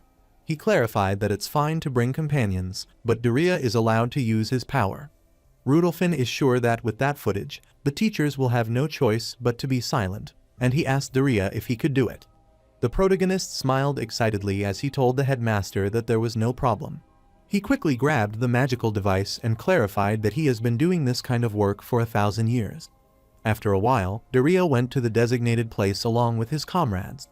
Saris realized the monster damage had begun, and soon they saw a lot of the area damaged by the monster. The protagonist looked at the destroyed building and grew worried, as the devastation was worse than expected. Flem is astounded to think a monster could burn down an entire town. Saris felt fortunate, as it seemed the townspeople managed to evacuate somewhere. She looked around and found it heartbreaking to see a town where people used to live reduced to this state. The protagonist looked at the material that started burning into ashes as he touched it, and he was worried as its flame could scorch such a wide area. He realized their target for subjugation this time might be pretty formidable. Suddenly, a shadow appeared above them, capturing their attention. Daria is shocked to look above because, among the monster species, this one reigns at the absolute pinnacle as it's a dragon. Saris is surprised to learn that a species like a dragon actually existed. The protagonist took out his sword and remembered that even 1,000 years ago, dragons were rare, so it's natural for Saris to be surprised. Daria never thought a creature like a dragon would appear in a human living area, and wondered what was happening to this world. However, he doesn't care about it. For now, he wants to teach a lesson to the monster that laid hands on humans. Abruptly, Griffin came there and beat the dragon and pushed it back. Ceres is shocked as a griffin has now appeared, and Flem remembers that he has heard of a monster in this region that has been protecting the local residents for a long time, much like a guardian deity. Flem supposed that creature might be the deity protecting the resident. The protagonist saw the griffin fighting the dragon and found it amazing, as its anger over its precious town being burned was palpable, even from a distance. Griffin injured the dragon with its claws, then rushed away and attacked the dragon with an overwhelming surge of energy. However, the dragon breathed out flame that got rid of the griffin's attack, and it was about to attack it, which scared it. The protagonist saw this, so he knew it was his time to intervene, and he rushed above to protect the griffin by creating a barrier. He excitedly looked at the griffin and asked if it needed assistance, and he informed the dragon that it had harmed humans, so he did not want to show mercy to it. He unleashed a substantial slash toward the dragon that was unavoidable for it and split it in half. He looked back happily toward Griffin, telling it he had defeated its enemy. However, he is surprised to see the flame attacking Griffin, and he wanted it to dodge it, but it was too late, so the flame burned it down. The protagonist is concerned about seeing this and looks on as Griffin falls. Then he worriedly looked back and saw 3 dragons coming toward him furiously. He couldn't believe there were still more comrades who resented it this much. Daria furiously started exuding his aura and wanted to ask those dragons what that griffin did to them. The protagonist is infuriated because he knows that being unable to protect what is precious and losing one's life is a regret that he understands well. However, for the first time in a while, he has remembered something unpleasant. His overwhelming aura makes it difficult for the dragons to approach him. Ceres is surprised to see that, as well. She has never seen Daria like this before. All the dragons widely open their mouth to breathe flames at him simultaneously. Flem and Ceres are concerned after seeing this, so they call the protagonist out worriedly. However, the protagonist is completely unharmed by the dragon flames, and he asks them if they have had enough. He rushes toward the dragon and clarifies that no matter how strong their species might be in this world, he is the only one they cannot defeat. He attacked one of the dragons at its neck, thus subjugating it. Then, he stared at the remaining 2, who widely opened their mouths to breathe fire, and he knew they were the only ones left. The dragons breathe out flames, but Daria has already rushed behind them. He used the special class magic life crash on the dragon, which quickly pushed the dragon down and killed it on the spot. The last dragon rushed toward Daria to sneakily attack him and avenge its comrade. The protagonist had already sensed its presence, so he grabbed his sword and used the ultimate swordsmanship technique, instant life annihilation, which split the dragon in half. As the dragon's body is falling down, Daria puts his sword back into its sheath. Flem realized that Daria's power of anger is almost frightening to him. Ceres agreed with him, and she was glad Daria wasn't her enemy, but her master instead. After the protagonist came down, Ceres rushed toward him, accosted him, and explained she had perfectly recorded the battle with the dragon species. The protagonist, what does she mean by recording? And he finally remembers that was the objective. Ceres felt unfortunate about the griffin's incident during the fight. The protagonist accosted both of them and clarified that there was a place he wanted to visit before they returned to the academy. He wanted to say goodbye to that griffin, so he asked his comrade if they would come with him. After a while, they continued searching for the griffin, as Daria recalled it had fallen in that area. He looked around and saw a trail created by someone dragging that way. Ceres also noticed the blood on the branch, so she wondered what it was. Flem supposed it might be the trail of the dying griffin dragging itself. The protagonist wondered where the griffin went with its fatally wounded body. After following the trail, Daria is surprised to find the griffin at its nest. He rushed toward Griffin, noticed an egg beneath it, and finally realized this was another reason why it fought the dragon species. Ceres looked at it, saw it was an egg, and the protagonist affirmed. Then, he looked at it and realized it would hatch soon, given its appearance. Flem inquired what he plans to do with the egg that he found accidentally. The protagonist smiled excitedly as he was sure that Flem already knew what he would do. He picked up the egg, wanting to raise it and assure Griffin that he would protect its child, no matter what happened, so that it could rest in peace.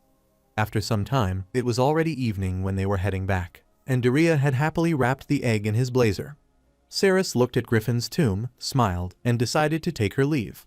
Later, at the academy, the principal watched the video and was convinced that with this video evidence, he could persuade the teaching staff and officially authorize the activities of the Daria faction. Saris is pleased to hear that, but Principal Rudolphin mumbled that there might still be those who aren't delighted, which is a challenge for the future. Then he searched for Daria there and asked what happened to him, which left them a bit mortified. Saris explained that the griffin egg is about to hatch, so Daria told her that he is leaving the report to the principal. On the other side, inside the Daria room, he blushed with excitement as he saw the egg start cracking. He happily kept motivating Griffin, telling it that it could do it, and shortly, the egg hatched. Daria is thrilled as it has finally been born after waiting for a while, and he is so loud that he startled the students below. 5 days have passed since the egg hatched, and the protagonist met with his comrade and asked if they were ready. Then he took out the basket, started opening it, and a bright light emanated from it. Shortly, a white baby griffin peeked out of it, which made Saris blush.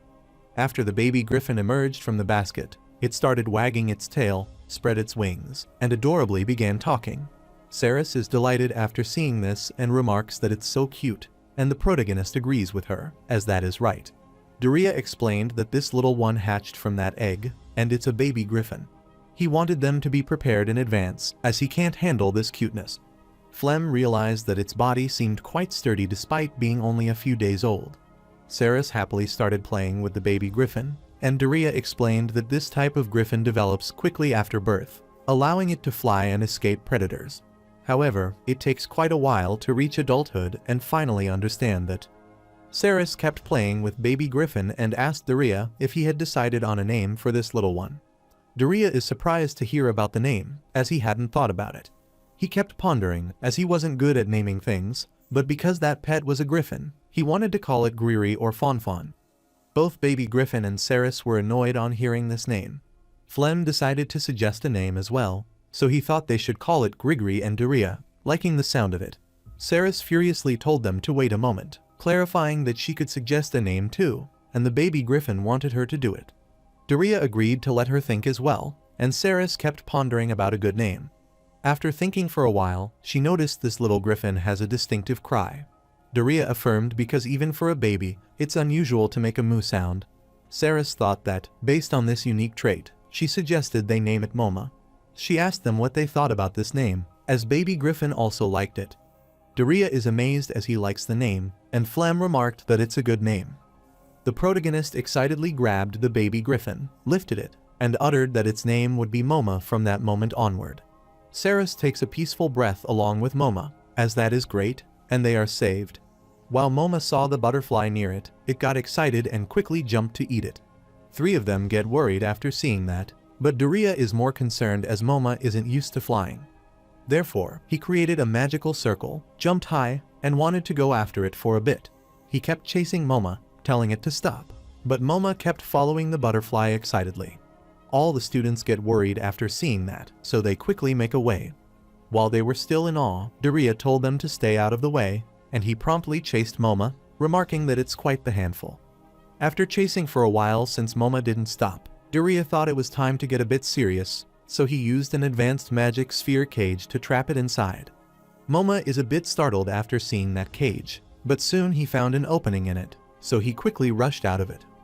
The protagonist's face turned pale as he saw this and couldn't believe that it had run away. While chasing the butterfly, Moma looked back toward Daria, who entered the window and accidentally struck the wall. The protagonist worriedly grabbed his head as he already knew what had happened, so he looked inside and asked Moma if it was all right. He worriedly grabbed it, started poking its face, and told it not to be so reckless. Then he looked around, saw a strange gate, and wondered what this place was. After inspecting the door, he realized that this was quite advanced sealing magic for this era. He knew that the only one capable of this level of magic might be the academy principal. Whatever the case, Daria put his hand on the door because whatever lies beyond this seal is quite intriguing to him. He started exuding an aura, as it doesn't matter how advanced the magic used is, but to him, it's the same as if it weren't locked at all. After breaking the seal, he entered the room excitedly and wanted to know what could be beyond it. His eyes widened in shock as soon as he saw an amazing sword ahead and realized he had found something good. He is glad that he has finally found it, and he thought it still existed in this era. but he never thought it would be kept at the academy. He reached out to grab the sword, but suddenly, Principal Rudolphin approached him and told him not to touch it. He was startled, so he looked behind him, asking the principal when he arrived, and wanted to know the reason he had stopped him. Principal Rudolphin asked Daria if he knew what this sword was. The protagonist affirmed that he already knew this was the war sword Dalha, and the principal affirmed that he was right. Rudolphin explained that it's one of the 5 swords of the Sword Saint, left behind by the legendary magic sword Saint 1,000 years ago. Therefore, only a few people are aware that this sword still exists, and even members of the Supreme Swordsmanship Society rarely have the opportunity to see it in person. Among the 5 swords of the Sword Saint, the war sword Dalha appears frequently in historical books and anecdotes about the magic sword saint. It is famous among historians as the most favored weapon of the magic sword saints. After hearing that, the protagonist started smiling awkwardly as he didn't know that much. He agreed, as it was true that 1,000 years ago he had used 5 excellent swords that he liked, but he never gave them such a grandiose name as the 5 swords of the Sword Saint. Rudolphin explained that the legendary magic sword saint sealed the 5 swords of the Sword Saint in various locations before the final battle with the Demon King. However, it has been a long mystery why he gave up the 5 swords of the Sword Saints before such an important battle. Rudolphin added that in recent years, it has often been interpreted as a means to entrust part of his great power to future Sword Saints. The protagonist is dumbfounded upon hearing that, as it is wrong, because if he lost to the Demon King Jurinhel, then no one could do as they pleased with his collection. He had just hidden them to come back later and retrieve them. Furthermore, for the final battle with Jurinhel, the protagonist was going to use a magic sword, so he left it behind. He was storing the 5 separately as a precaution, but since he actually died, he thought hiding them was in vain. Rudolphin explained that the war sword Dalha was excavated from an ancient ruin, and due to its rarity, it has been secretly managed by the Academy for many years. He furiously glared at Daria and asked where he learned about the existence of this sword. The protagonist is startled on hearing this, as he doesn't know how to explain it. Rudolphin told him that he doesn't need to make an excuse because his level in magic and swordsmanship is abnormal by any measure. Therefore, it's not hard to imagine that Daria might be harboring an extraordinary secret, so he has no intention of exposing his secret. Since the principal already knew that Daria is protecting the academy and its students, that is enough for him. However, separately from that, he wouldn't recommend Daria rouching the war sword Dalha. The protagonist wondered why, and Rudolphin explained that the sword has a powerful protective magic cast on it. Therefore, until now, anyone who tried to touch it directly has come away unscathed. The protagonist grins after hearing this and asks the principal if he can touch it safely, and then if he can borrow the sword for a while. The principal is shocked to hear that and tries to stop him from touching the sword. As soon as Daria reached out, the sword started exuding an aura, which scared Moma, so he kept calling him worriedly. The protagonist slowly grasped the sword and lifted it, which shocked Rudolphin, who wondered how he was all right. He kept pondering to find the reason why Daria remained unharmed even after touching the sword. Daria is glad as this protective magic doesn't work on the sword's rightful owner, and he told the principal that it was a secret. After some time, he returned and told his comrade about the sword. Flem trembled upon seeing the sword and continued to inspect it from all angles. The protagonist explained that he never thought chasing after Moma would lead him to his sword, and he praised Moma for doing well. Flem asked the protagonist where he had obtained the sword and explained the sense power, which was on par with the holy swords kept by the Supreme Swordsmanship Society. He suggested to Daria that it wasn't something he should casually bring up. Saris is shocked to hear that and supposes it might be a fantastic sword. While they were talking, a purple-haired student arrived, approached the protagonist, and asked if he was Daria. The protagonist affirmed that it was true, but he wanted to know who she was. Before he could even ask for her identity, the purple-haired girl created a magic circle behind him. Daria gets worried on seeing this, as this magic circle is a special class magic, and soon, there was an explosion. Flem quickly took Saris and Moma away to protect them, but they were worried about Daria. While Daria also managed to evade the student attack and asked who she was. The purple-haired girl explained that she was Renée Senbart and had something important to discuss, so she wanted Daria to come with her for a bit. She called him Barrio Westgarden, which shocked the protagonist, as she wondered how she knew about that. The protagonist is shocked to hear this, so he worries and asks Renée what she just said. Renee approached him, asking if he had forgotten his name, and after getting near him, she whispered in his ear, Barua. Daria was shocked as she knew his name and could use special class magic, so he wondered if this person was really from this era. He decided to go along with this as he needed to gather information, so he agreed to hear her out, which concerned Ceres. Renee is glad to hear that they understand it and uttered that that is what she expected of the legendary magic sword saint. The protagonist quickly covered her mouth to stop herself from spouting nonsense and wanted to get going now. While dragging Renee away, he told his comrade to wait for a bit as he would be back soon.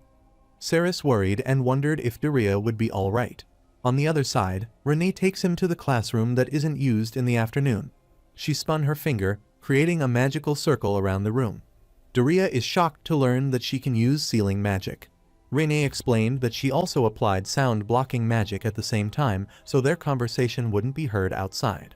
The protagonist is concerned because this isn't something an ordinary student mage can do, as both sealing and sound-blocking are advanced magic. After a while, she sits at the table and wants to get to the main point with Barua Westgarten. Daria inquired why she kept calling him Barua when he is Darien, and he never called himself Barua. Rennie sighed as she wanted him to stop pretending at this point because he used special class magic and the ultimate swordsmanship technique. Since someone like him, who can master both of these, didn't even exist 1,000 years ago, except for the legendary magic sword saint of this era. The protagonist realized, as he had thought, that Renee was alive thousands of years ago. So was he. Renee blushed, telling him that it was right. But now she was in a state where only her soul had been received, having switched places with Renee's soul, the original owner of this body. The protagonist uttered that it's just like him, and Renee is glad as he finally admits it. Daria uttered that there are only a few people who know him and can use special class magic, so he inquired if she was one of the mages who helped him on his way to the Demon King. Or he wondered if she was one of the teachers who taught him magic when he was young. Renee clarified that she is neither, which makes Daria ponder if any other acquaintances can use special class magic and wonder if there is a possibility that he doesn't know her. Renee clarified that it was impossible. Then she came down from the table and uttered that if he thought about it, he should understand. She spoke that for 1,000 years, for a soul that has lost its body to remain in this world, it requires an appropriate level of obsession. Since she can't disappear yet, this is the same for Daria as well, and she asked if she was right. The protagonist affirmed that she is right because his soul was bound to this world for 1,000 years due to regret for not being able to save humanity. He inquired if she was saying that she was in a similar situation, but there was no way someone else might be in that situation. Renee started exuding a strange aura, telling him that she was frustrated, as it had been such an enjoyable battle, but they had ruined it. She mumbled that they have long lifespans, so they should still be alive, so she wanted to find them in this era. Even though those people were her subordinates, they interfered with the most significant battle, so she tried to make them regret it in unbearable agony. The protagonist is dumbfounded as he hears her say that, and soon he realizes that Renee is the reincarnation of the Demon King Jurenhal, so he inquires if that is indeed the case. Renee is delighted as he finally understands that, and she winked as she told him that she is the absolute Demon King. The protagonist can't believe it, telling her that she wasn't that kind of character in the past. He uttered that her first-person pronoun should be they, as she should say they are great, and her speech should be pompous. He can't believe it, as she was that kind of stereotypical strong demon king, and he was a male. Renee acted all cute, then told him that demons are genderless. Daria furiously refused, as he still doesn't understand it all, because Jurenhal's goal was to annihilate humanity. Renee explained that, and at that time, she was looking for a place where she could unleash her full power. She explained that the one who had propped her up as the Demon King and planned the invasion of human territory was the 4 demon emperors, who were her executives. She knew she should have stopped them, but she wasn't interested in anything. She followed the 4 demon emperors' plans, simply enjoying the use of her power and causing destruction. At the end, she finally got the chance for a decisive battle with the ultimate opponent, the magic sword saint. But for the 4 demon emperors, she was just a violent machine for their invasion. So during that final battle, the ones who killed her and Daria were undoubtedly those 4 demon emperors. The protagonist remembers that the 4 demon emperors were higher-ranking officials of the demon clan, so he is sure they should have just killed the magic sword saint, but not the demon king. Rene is unsure of the exact reason, but her existence being overwhelmingly stronger than theirs might have been in their way. At that time, other than the magic sword, there were no humans with the power to destroy the demon clans single-handedly. Therefore, by taking care of the magic sword saint and the absolute demon king at the same time, the 4 demon emperors might have had much more freedom to move after that. However, the protagonist remembers that in actual history, it's recorded that he defeated the demon king. He wondered why the 4 demon emperors disappeared from history. Rene has a vague idea of the reason for that, and it's probably related to why their souls awakened after 1,000 years. Daria is startled, and Rene explains that when she and Daria fought the demon clan, the forces were almost completely destroyed. Daria is shocked to learn that the demon clan was almost completely destroyed and inquires about what happened. Rene is annoyed to hear that from him, so she furiously pointed at him, but Daria is still confused as she shouted that he did it. Daria is speechless for a while, and after thinking for a while, he is startled as he realizes how he fought them, so he finally gets it. Rene explained that when she was the demon king, she was on the verge of death from the battle with Barua. She knew there was no future where the demon clan could defeat humanity, and the protagonist asked what happened then. Rene could guess that the 4 demon emperors who took over leadership of the demon clan in her place might have thought. According to historical records, the demon clan has lost its demon king, and as a result, they were driven to the edge of the continent. She thinks the 4 demon emperors ordered a planned retreat. Daria wondered what she meant, and Rene explained that, while the damage was still minimal, they had fled to the edge of the continent on their own, making humans think they had won. Then, until they regained their original strength, they hid their entire demon race. Since the lifespan of demons and monsters is far longer than that of humans, Rene is sure they could wait for a chance to rise again with a very long-term view. Therefore, the time it took them to regain their strength was around 1,000 years. Daria is shocked as that means the demons who had been hiding for those 1,000 years have started to act again in this era. Rene affirmed, telling Daria that since entering this body, she has been investigating various things. The time when Daria's personality suddenly changed, and in other words, when Barua entered that body, was almost the same as when her soul entered this body. She uttered that just before they awakened, there was an anomaly where the sky changed color across the continent. Daria remembers that Saris noticed during the lunch break that the sky color changed for a moment, and he recalls her mentioning something like that. Rene is sure the weakened modern humans couldn't notice it, but that phenomenon seems to have been caused by the diffusion of intense magical powers. Daria is concerned about learning about the mystical power that is strong enough to change the sky color across the continent, so he wondered what kind of scale they are talking about. Rene rambled that magical power was probably from the demon clan, and Daria was stunned on hearing this. Rene deduced that their dormant souls reacted to that intense magical power diffusion and awakened. Daria worriedly grabbed his head as there was too much new information, so he wondered if the recent sudden ferocity of monsters was because of that. Rene concurred, as that is also due to the diffusion of magical power. Daria found it great, as he had finally found the answer to the question he had been seeking for a long time. But he approached Rene. Since the demon clan is showing signs of movement again, it means the war between humans and demons is about to start again. Rene affirmed that it was right, and she grinned happily because humans are much weaker than before, while the demon clan should have fully regained their power. Daria furiously glared at her as he grabbed his sword and asked if she would be his enemy again. Rene calmed down after hearing that and clarified that she wouldn't be his enemy. Daria is shocked to listen to that, wondering why she wouldn't be his enemy when she is also on the demon side. Rene clarified that she is the same as she was 1,000 years ago, and she is just looking for a place where she can let loose. She has no attachment to the demon clan, and she holds a deep grudge against the 4 demon emperors who interfered with their battles. The protagonist is dumbfounded at seeing her exuding an overwhelming aura of anger. Rene's veins started engorging with rage as she looked toward Daria and clarified that she would lend him her power in this era, since he was the legendary magic sword saint. After some time, during their lunch break, Daria recalled that the one who fought 1,000 years ago was Jirenhao, the king of the demon clan. He wonders if she will become an ally of humanity in this life and wonders if that is even possible. At the same time, Daria and Flem stare at Rene, who is cramming her lunch down. Daria wonders if there are some ulterior motives for her helping him, and he wanted to ask why Jirenhao is eating lunch with them. Renee clarified that it is because she doesn't have any other friends, so she came here to eat. The protagonist became somber on hearing this, and he told her not to say such lonely things, recalling how she had rushed to join them. He grabbed his head as he thought they disbanded, yet she howled up again so quickly. Flem has been wondering about something for a while now and asked if she is Renee Sinbart, the top student in the 3rd year of the magic department. Renee affirmed that he was right, and Saris was delighted to hear that, so she asked excitedly if she meant that she was the senior of hers. Daria asked if she was famous, and Saris affirmed, so she explained that Renee was known for disliking interaction with others and rarely showing up outside of classes.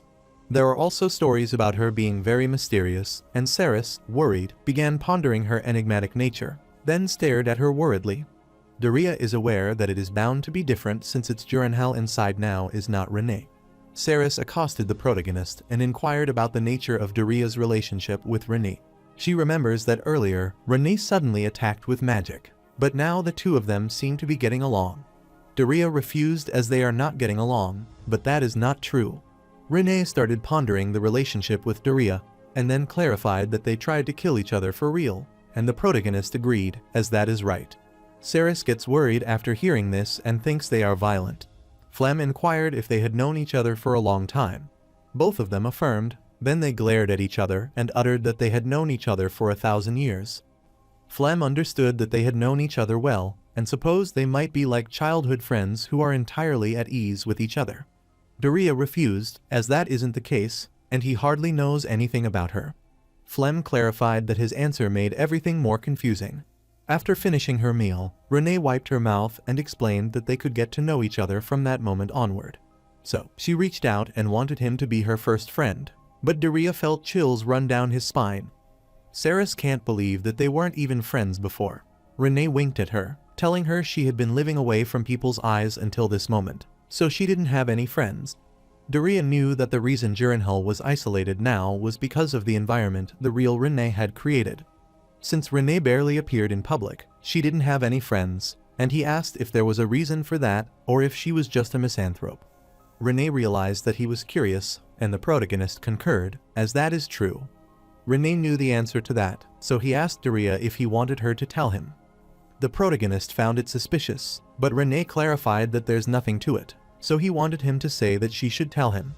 After giving it some thought, Daria wanted her to speak to him, and Renee smiled cunningly and then uttered that he should have a little fight with her if he wanted to know.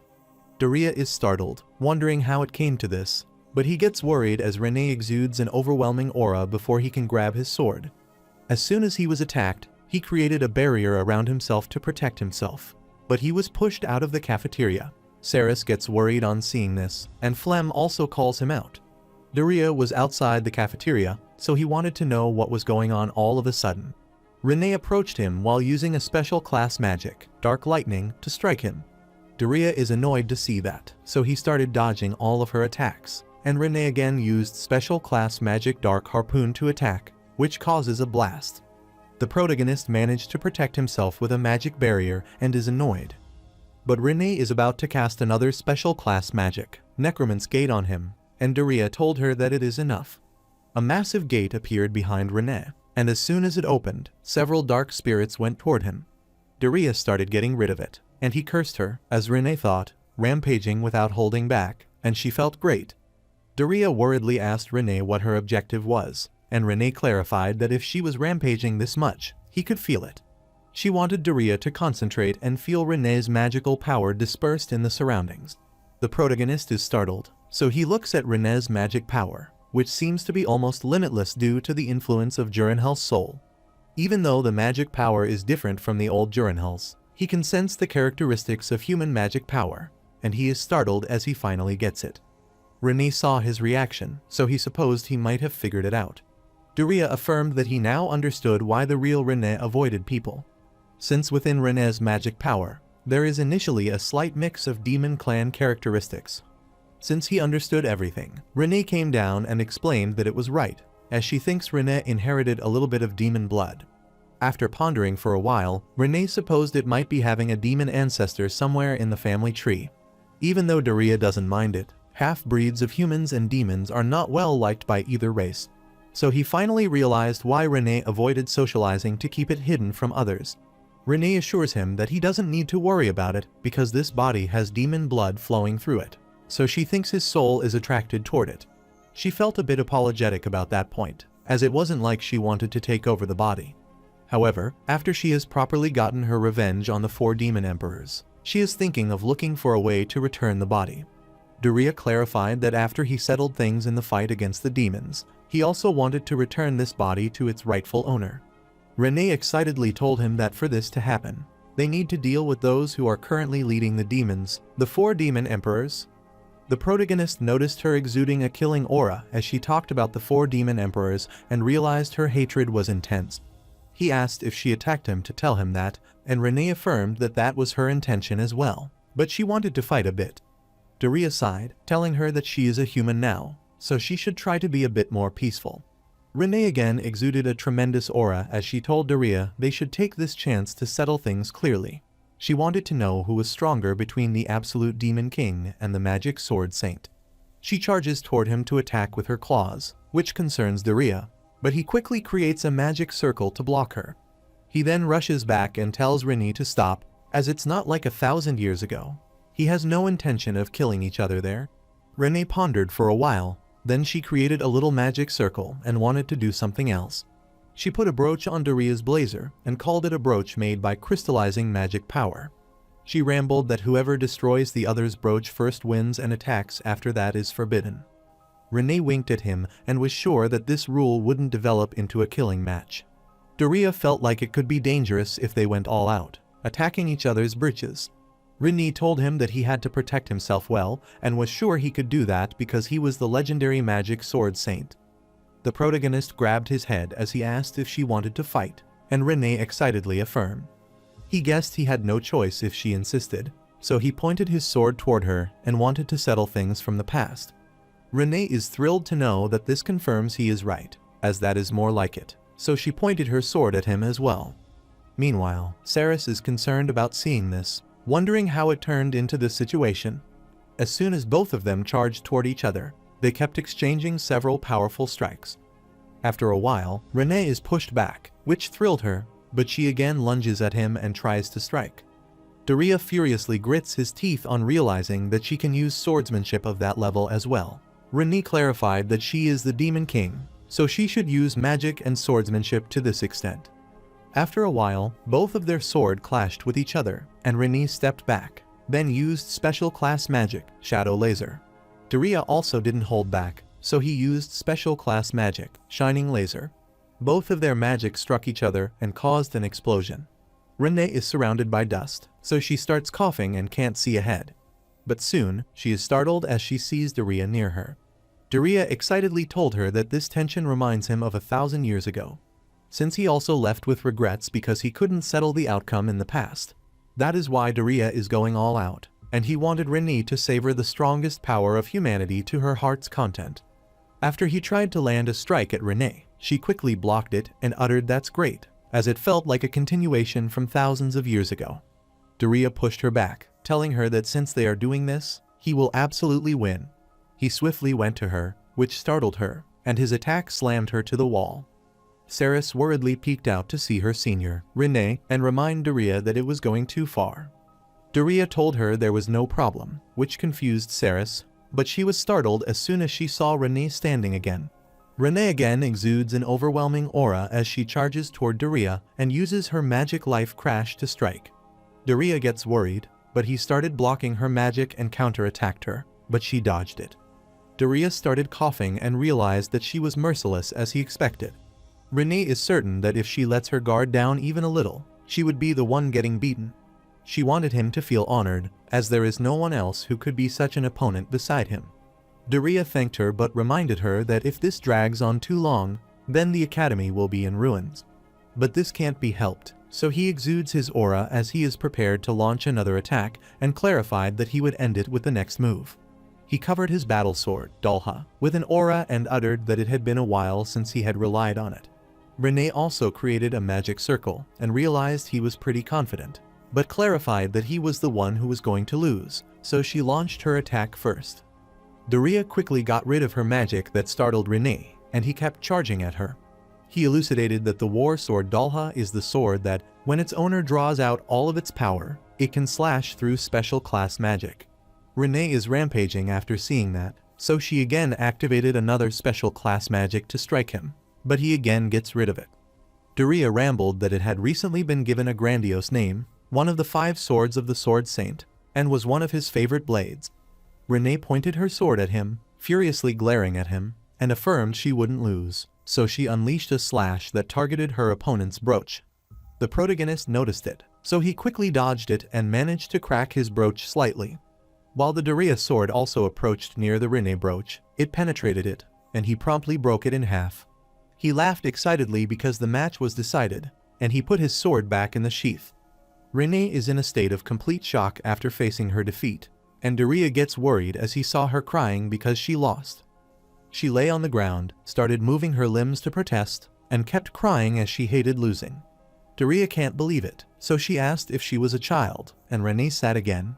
Then she suggested they should fight to the death. The protagonist immediately refused, which annoyed Renee. He reminded her that she had a goal to defeat the 4 demon emperors, so he wanted her to go on a rampage to her heart's content over there. Renee furiously pouted, but Daria uttered that winning after 1,000 years still makes him feel incredibly good. Renee grabbed her head and started shouting as she found him quite annoying. Saris rushed out worriedly and called Daria and Senior Renee, then quickly grabbed Renee to stop her from fighting further. The protagonist knew that if he was going to face off against the demon clan from this moment onward, then he had to obtain more power. He realized this was the time when he needed to search for something beyond special class magic. He wanted to find the magic that deviates from the typical magic system and the ancient text describing mythical class magic. After some time, the protagonist gets up early and jogs to increase his body endurance.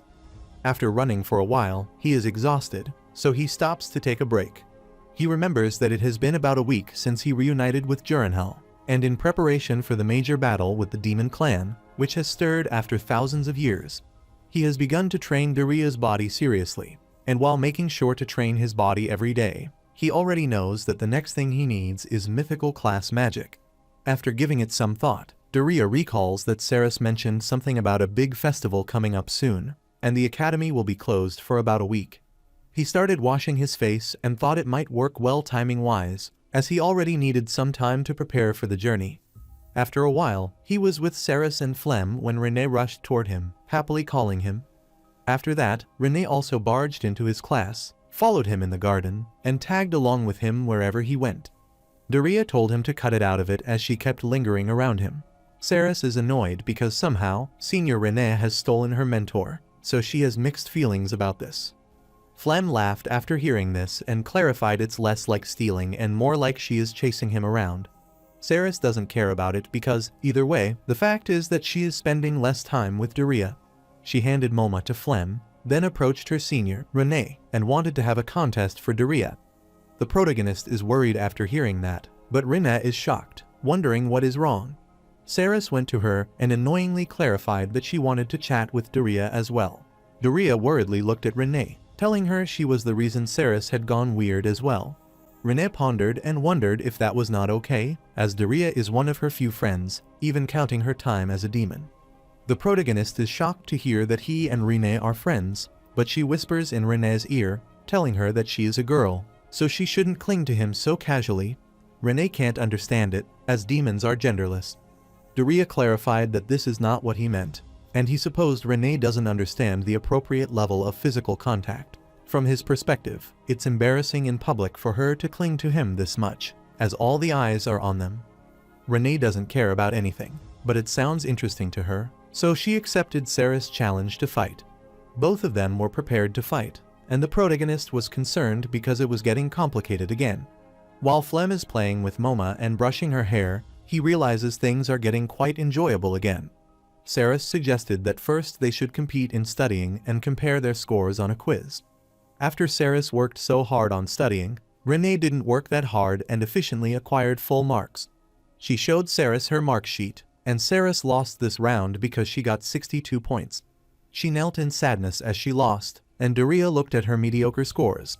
Saris didn't lose hope, so she decided to move on to the next challenge. and she wanted to compete in physical activities, but Renee won in that as well. Saris lies on the ground, mortified, and Renee asks if she has already lost. Saris didn't give up that easily and clarified that the final challenge will be practical magic. After she saw Renee using magic, her mouth opened wide, and she looked at Daria in utter despair. Daria wondered what was wrong, and Saris started crying because Senior Renee is too strong, but she is too weak. Daria found it understandable because Renee was the Demon King in the past, so it's natural that Saris can't win. Saris is gloomy because the only special class magic she can use is Prominence Gate, so Senior Renee, who can use many special class magics, is the winner. Renee is startled to hear that and asks if it's okay if she wins. Saris affirmed, telling her that the rights concerning Daria belong to her senior, Renee. Renee clarified that it's fun, which shocked Saris, wondering what she meant. Renee explained that she didn't have the chance to compete with anyone before, so it was fun for her, and she thanked Saris for playing with her. Saris's eyes filled with tears after hearing that, and she shook hands with her. Renee wanted to be friends with Saris since they played together so much, and Saris agreed to do that. Renee happily holds her as she gains another friend now and clarifies that regarding the rights to Daria, she doesn't need it. Saris is shocked to hear that, and Renee explained that even if she got it, she probably wouldn't have a chance to use it for a while. Daria is annoyed to hear this and looks at Flem, considering the treatment a bit harsh. Saris wondered what she meant, and Renee clarified that she had pretty much gathered all the information she could from the academy, so he was planning to leave the academy for a while. Later, at the training area, the two students who were members of the Daria factions were training hard. Saris saw this, so she happily remarked that the two of them are amazing, and Flem agreed, as they have improved a lot. At the same time, the protagonist was sitting on the bench with Renee and asked if she was leaving the academy to investigate the demons' movements. Renee affirmed, telling him that if the demons have already started moving, then they need to understand the situation properly. She knew that waiting until they invaded the human territory would be too late. The protagonist agreed, as that is true, so he inquired if he should lend a hand to her. Renee refused, as she will be fine on her own for now, and she wanted him to keep training everyone. She is sure that if the demons seriously restart their invasion, then no matter how she looks at it, they wouldn't be enough to fight. Therefore, the more people who can fight, the better it is for the plan to succeed. Daria agreed with her, so he intended to train them well, so they could protect what they wanted to protect. He remembered something, so he told her that he was considering taking a short trip during the upcoming festival break.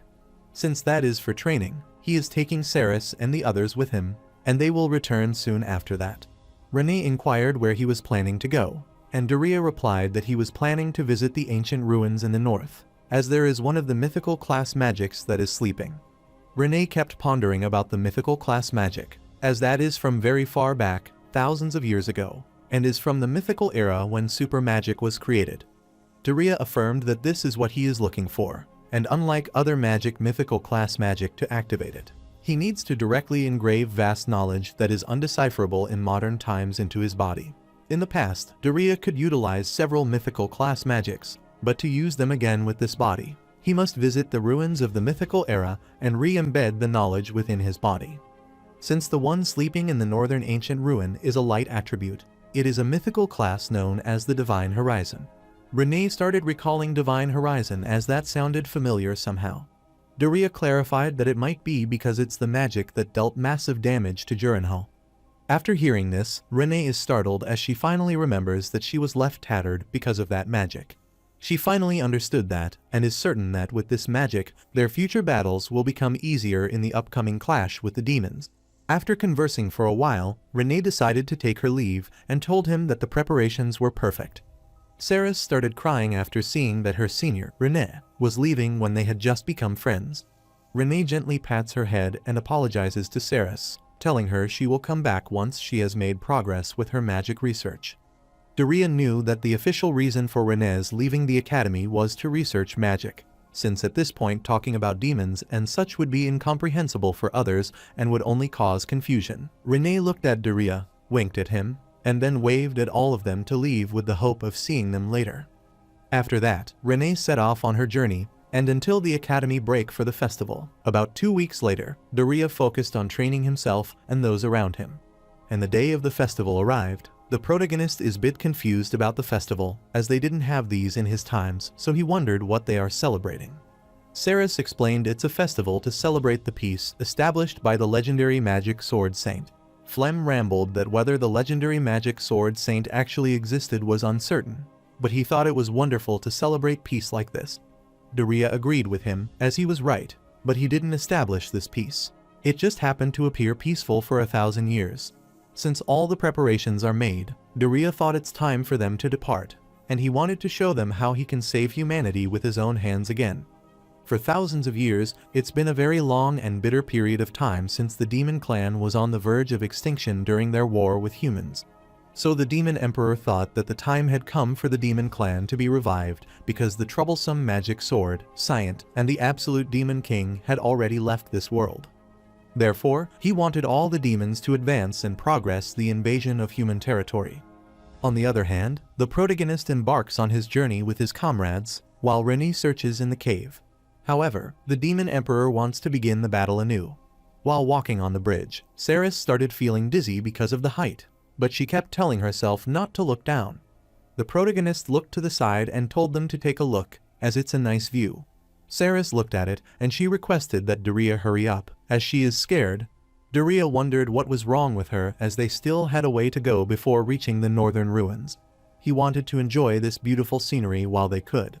Saris clarified that she is interested in the lovely view, but more than anything, she wants to quickly cross this suspicion bridge. After successfully crossing the bridge, Saris knelt from exhaustion, and the protagonist began drinking water while looking at her. Daria noticed that she is scared of falling, so he told her to practice flying magic at an intermediate level. Saris is startled to hear about the flying magic, and Daria clarified that it is what he usually uses. He told her that if she mastered flying magic, then even if that bridge from earlier collapsed, he, Saris, and Moma would be safe. Flem imagined the entire scenario, so he raised his hand and asked what about him. But the protagonist told him that, unfortunately, he would end up miserable. He felt dejected after hearing this and thought he could ride on Moma when it got bigger. The protagonist clarified that he was kidding, as he could take him along, and uttered that it was true that things would be easier if they had more friends who could fly. Since their destination for this trip is the northern ancient ruins, and to gain knowledge of mythical class magic, he needs unyielding willpower. He is sure that if Flem or Saris were to attempt it, their mind would be incinerated in an instant. Since it's difficult for the two of them to learn mythical class magic at their current level, there is undoubtedly value in them coming along on this journey. He explained that this mountain has many open areas and there's no one around, which means they can do flashy training that they couldn't do at the academy. Flem thought it was perfect for coming up with new ultimate sword techniques, and Saris also wanted to do her best to learn flying magic as well. Daria wished to achieve their goal by the end of this journey by trying their best. After some time, Saris started practicing her magic, but she got scared as the magic was intense, so she flew far away while shouting. Daria is worried about seeing this because her magical power is too strong. On the other side, Flem was practicing his swordsmanship fiercely, and the protagonist watched it. Then he told them to watch his technique, so he quickly charges forward toward the tree shot while using the flying magic and all other magic to strike it.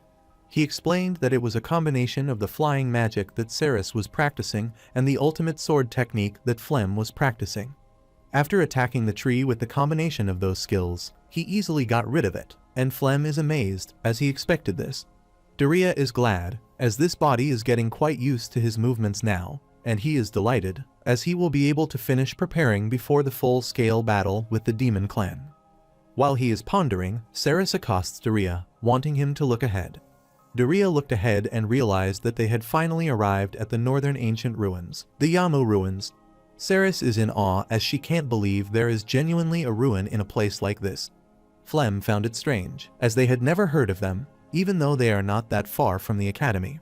Daria explained that a magic spell is cast on these ruins, so that only people who know about them can perceive them, and that is why most people can't find them. He started stretching his body as they were going inside, and he wanted his comrade to be careful so that they could stretch their bodies. Saris wondered why, and Flem started stretching his body, uttering that ancient ruins from the mythical era and their knowledge of powerful magic hidden away, so it might hold a terrifying guardian. Saris gets scared after hearing this, but she kept going down and asked what the correct answer is. The protagonist clarified that it was true, and shortly after, they heard a loud sound that scared Saris. Daria explained that his senior prediction form earlier was spot on. Abruptly, the floor started shaking, which made Saris scared, and shortly, a giant guardian approached them. The guardian lunges forward to strike, but Daria easily blocked it, attacked him back, and wanted to show the guardian of ruin what they are capable of. On the other side, Renee was standing on the cliff and realized that her prediction was spot on as she looked at the devastated town ahead. She figured out that the demon clan had begun their invasion again, and within the magical power that remains in this area, she can clearly sense the presence of one of the 4 demon emperors, and she is relieved that she will adequately be able to get her revenge. Even if that is the case, she thought it might be because she is borrowing Renee's body, but seeing the human village utterly destroyed like this makes her a little angry.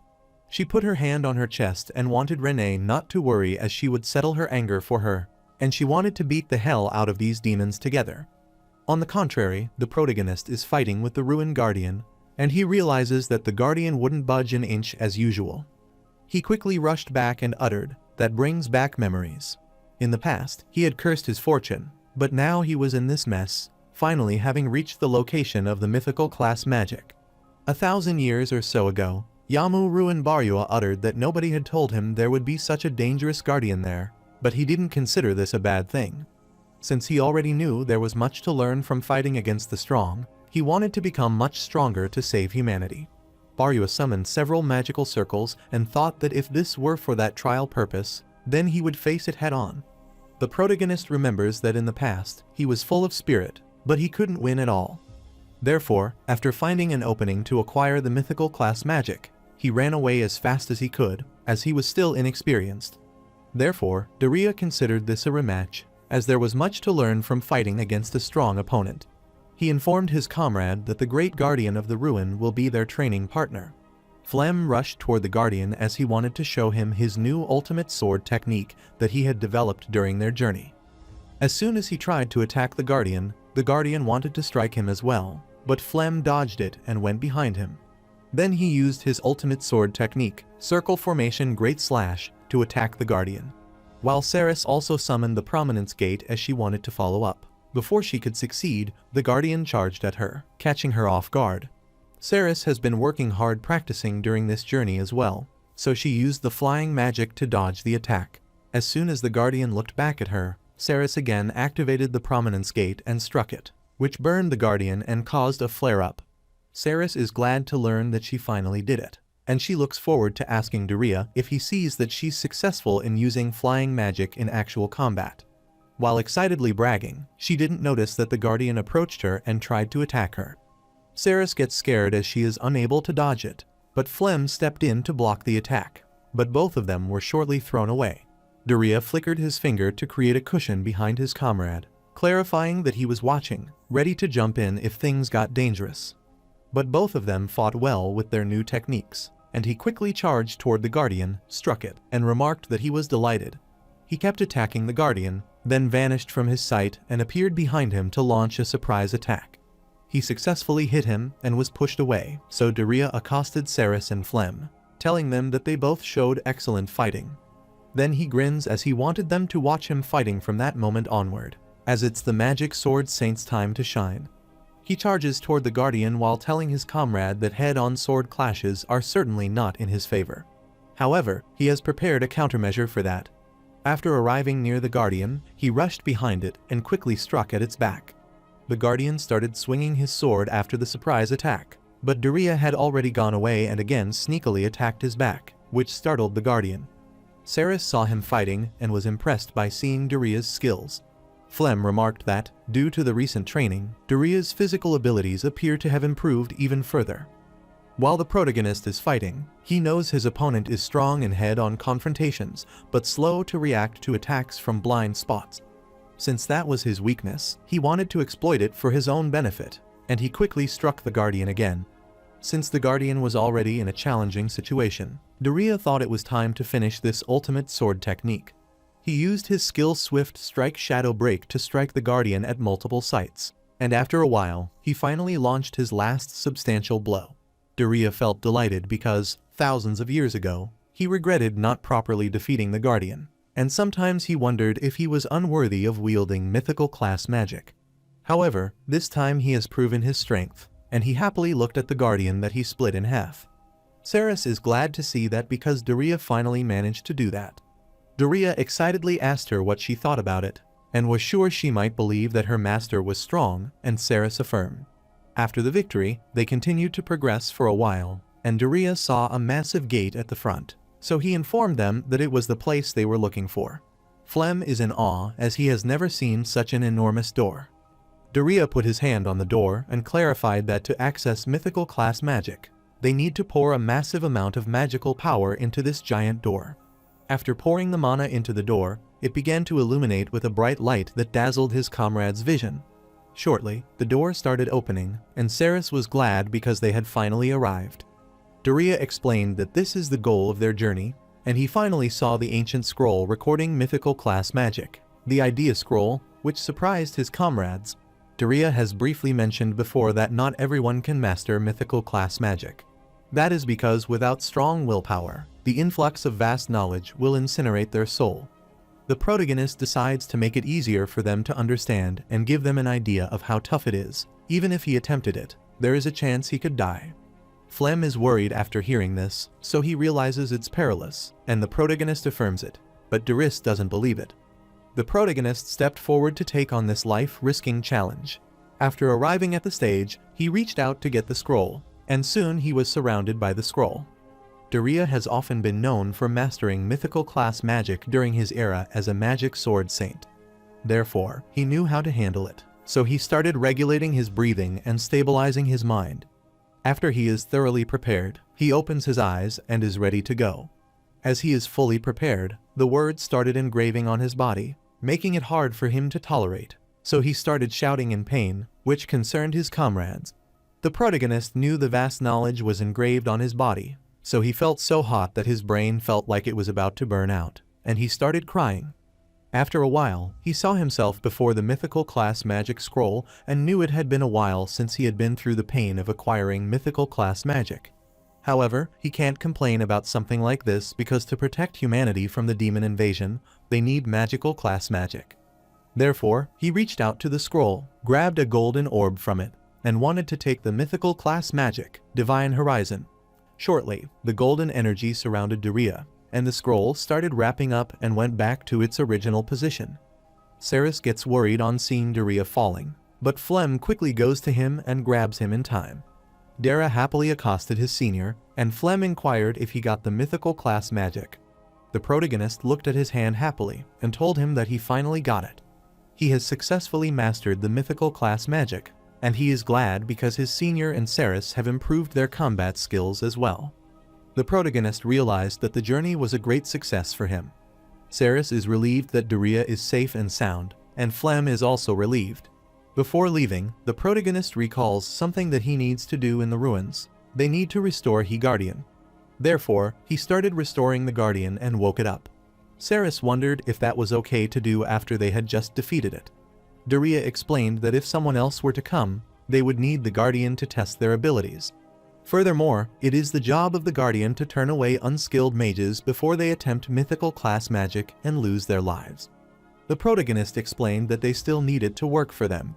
Ceres gets worried, wondering what they should do as the Guardian seems ready to fight.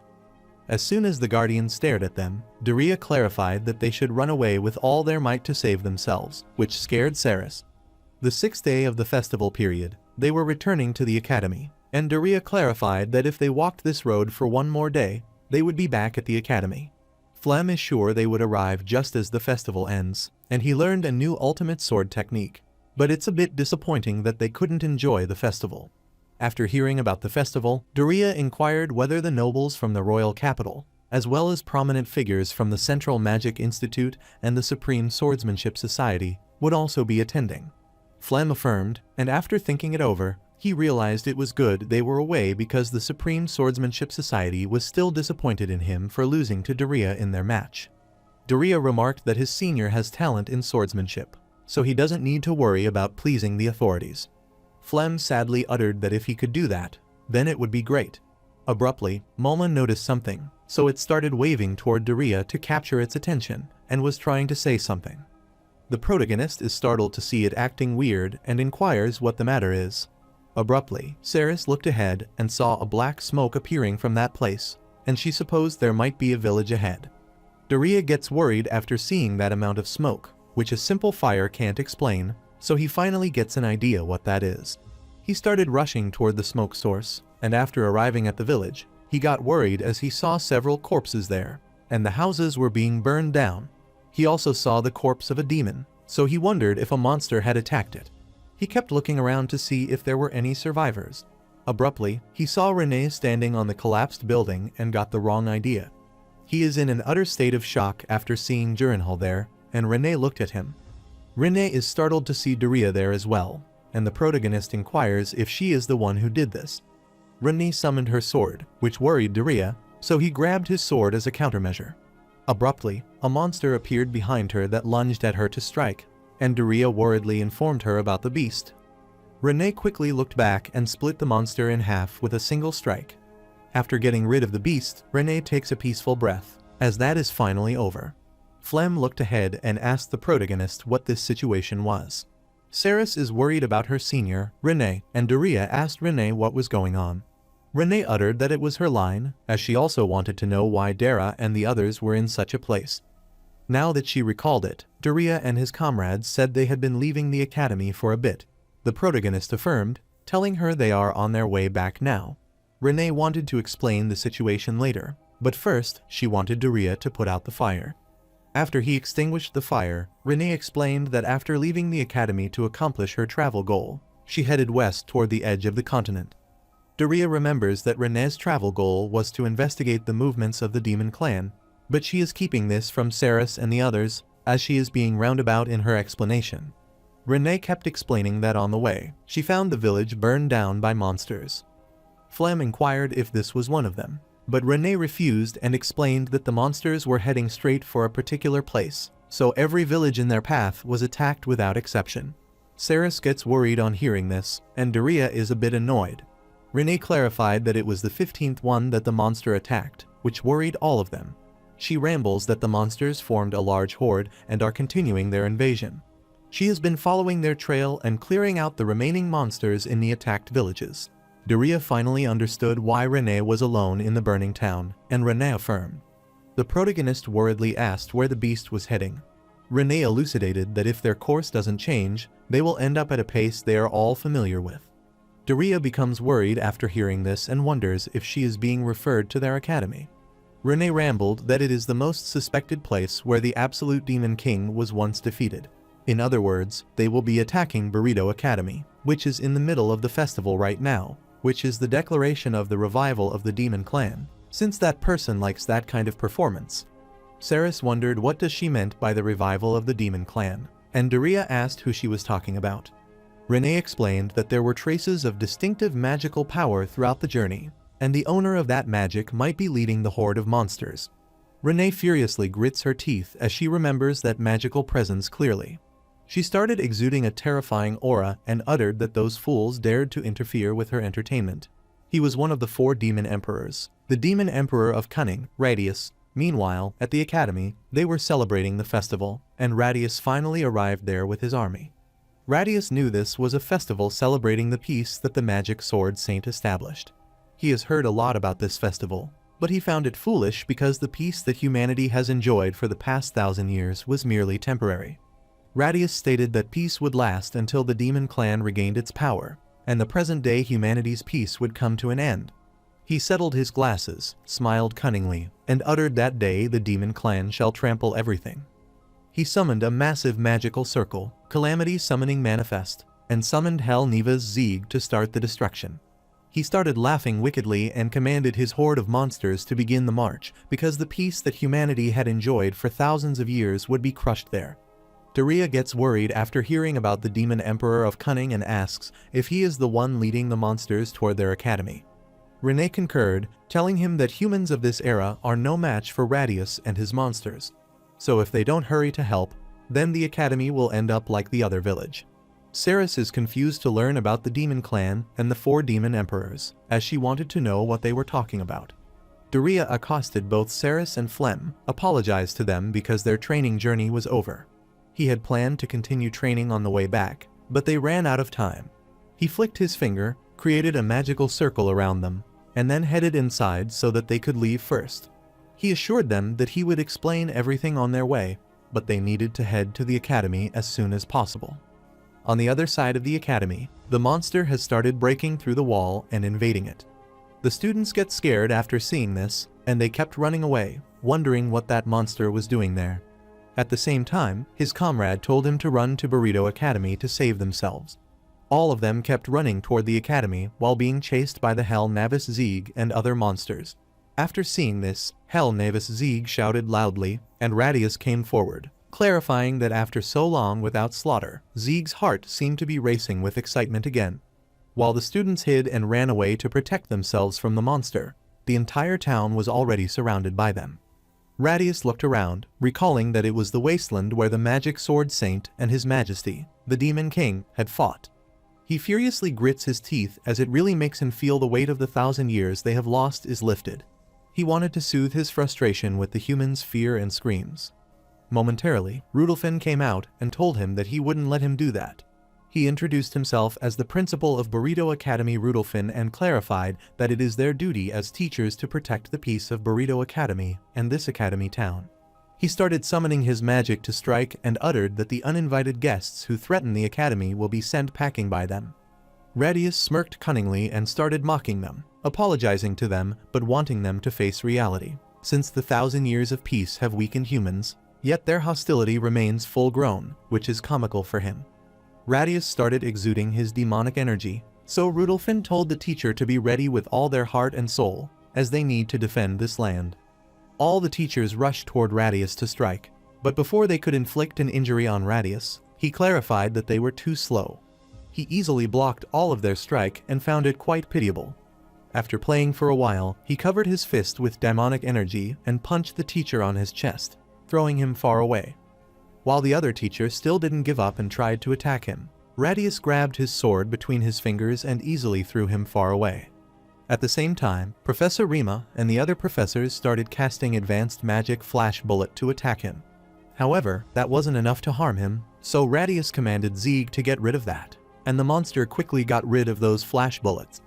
Professor Rima is dumbfounded after witnessing this, and soon Zieg stared at them, then reached out to grab them. Rima can't believe it, wondering how that's possible. Before they could get attacked, Daria immediately appeared there and struck Zieg. Radius is shocked upon seeing this, wondering how that is possible. Daria is glad because somehow they made it in time. On the other side, at Burrito Academy, the students of the Daria faction were fighting with the monsters. Abruptly, the magician noticed that the beast was attacking his comrade and was having a hard time dealing with it, but she soon pushed it back. Even though the monster is pushed back, it charges toward the girl again, causing her worry. However, the mage quickly struck the monster and helped her out.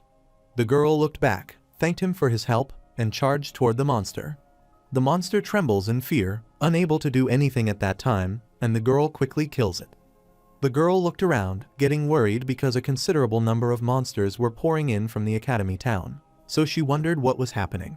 She looked around and realized that at this time, the only ones who can fight these monsters on equal footing are the students of the Daria faction trained by her senior Daria. She looked at the other students peeking outside and didn't want to let the regular students and those who had fled from the academy town fight these battles. She wanted to do her best to help them out, and her comrade reassured her that it would be all right. He is sure that the girl saw it as well, that light in the sky earlier, as that is undoubtedly Senior Daria. The boy is sure that the senior will settle this commotion and bring peace to them. The girl agreed because he was right, so the boy wanted to take care of these monsters because the Daria faction should protect this academy. On the other side, the protagonist hit the monster Zieg and knocked it down. Radius' mouth opened wide with shock on seeing this, wondering how that's possible. Daria went down after getting rid of that monster, and is sure that he is one of the 4 demon emperors, so she asked if he is the demon emperor of cunning, Radius. Radius is shocked to hear that, wondering how he knew his name and asked about his identity. the protagonist charges at him to strike and clarifies that he has no obligation to introduce himself to an enemy. Radius quickly dodged his attack and never thought there would be someone who could wield a sword so sharply in this era. After facing such a promising opponent, Radius didn't want to hold back anymore, so he commanded all of his monsters to kill Daria, which concerned the protagonist. On hearing Radius' command, all the monsters charged toward him. Daria guessed he had no choice but to face them, so he started killing all the monsters on his way. However, he is worried as there are too many endless monsters. However, he is startled as he sees Ceres summon Prominence Gate, and its flames get rid of many of those monsters. Shortly, Flem came in and he attacked the monster using the ultimate sword technique Circle Formation Great Slash. After a while, Renee arrived there as well and couldn't believe it because Daria is too fast. Since he always rushed ahead alone and ended up in pinches like this. She stood amidst the monsters that they were attacking, but she quickly got rid of them. Renee winked at Daria, telling him that when he has such reliable comrades, he should learn to rely on them properly. Rudolphin is shocked to see this, wondering what is happening, and he can't believe that mere students could subdue that horde of monsters. Radius furiously grits his teeth on seeing this, wondering what is happening. Since they got rid of the monster, Daria wanted to have a match with Radius. Radius mocked him as he never thought of a match between him and a human. He never thought he would be taken so lightly by the weak humans of this era, so he commanded Hell Neva's Zeeg to rise. Zeeg started rising again, and Radius asked if he wanted a match. He wanted Daria to be thrilled because he, as one of the 4 demon emperors who lead the demon clan, would obliterate him with his own hands. Radius charges toward the protagonist and keeps him pushing back by continuously striking. The protagonist becomes worried after being cornered and quickly strikes back, then repeatedly strikes Radius. Radius wasn't concerned, even facing such an attack, so Daria summoned both fire and water elements with the flicker of his fingers to hit him. Radius hardly evaded the attack, but he is startled to see Daria charging at him upon seeing him being distracted. He quickly dodged the attack, then rushed away, but Daria followed him and clarified that he wouldn't escape from his grasp. Abruptly, Zeeg quickly rushed behind his master, and Radius smiled cunningly on seeing things turning in his favor. Renee saw this, so she used special class Magic Life Crash on Zeeg and managed to land a substantial strike on it. Radius furiously grits his teeth and asks who they really are. He looked at Daria, as he is the one who has mastered both magic and swordsmanship at such a high level. At the same time, Renee is the one who can use special class magic powerful enough to blow away part of Zeeg. Radius is infuriated because both of these are beyond the common sense of humans in this era. He found it infuriating because, according to his plan, they were supposed to ravage this academy one-sidedly, and yet he didn't know what this situation was. He furiously shouted that he hates nothing more in this world than when his carefully laid plans go awry. Radius rambled that at that time, he felt this way was because of those 2 despicable meddlers, the Magic Sword Saint and the Demon King, thousands of years ago. Daria and Renée smiled happily after hearing this, and Radius wondered what was funny about this. Daria explained that those 2 meddlers are right in front of him now, and Radius' eyes widened in shock after hearing this. Meanwhile, on the ground, Ceres looked at them and wondered what they were talking about, but Flem couldn't hear that as well. On the other hand, Daria clarified that he is the Magic Sword Saint, and Renée explained that he is the absolute Demon King. Renée clarified that he really did a number on them 1,000 years ago, and she furiously glared toward Radius. Radius is shocked after hearing this, and he starts laughing when he realizes that is why there are humans who can interfere with him in this era. However, he told them that their souls had inhabited modern humans, and those bodies were still weak, so he wanted to dispose of them before they gained stronger bodies. He started exuding a killing aura as he tried to get rid of them, and he lunged toward them to strike. Both of them evaded the slash, but Radius kept chasing Daria. Renée looked back and called Daria, but she didn't notice that Zeeg was already before her. Zeeg quickly tried to kill her using his flame, but Renée quickly created a magical barrier to protect herself. Shortly, the barrier broke due to the intensity of the flame, and she was thrown back. Daria worriedly grabbed her and asked if she was all right. He realized that the 4 demon emperors' power exceeded his expectations, so he wanted to use mythical class magic to defeat them in one fell swoop. However, unlike his old body, this one needs a preparatory chant before activation, and he will be defenseless during that time. Renee understood, so she went ahead and asked how long he needed to enchant the magic. After pondering for a while, he clarified that he required 3 minutes. Renee is worried as there is no way she can hold off Radius and that monster simultaneously for 3 minutes. Suddenly, Rudolphin appeared and clarified that he would assist her, and they were startled to see the principal there. Rudolphin is confident that Daria has a plan, so he is willing to hold out for 3 minutes and wants Daria to save this place.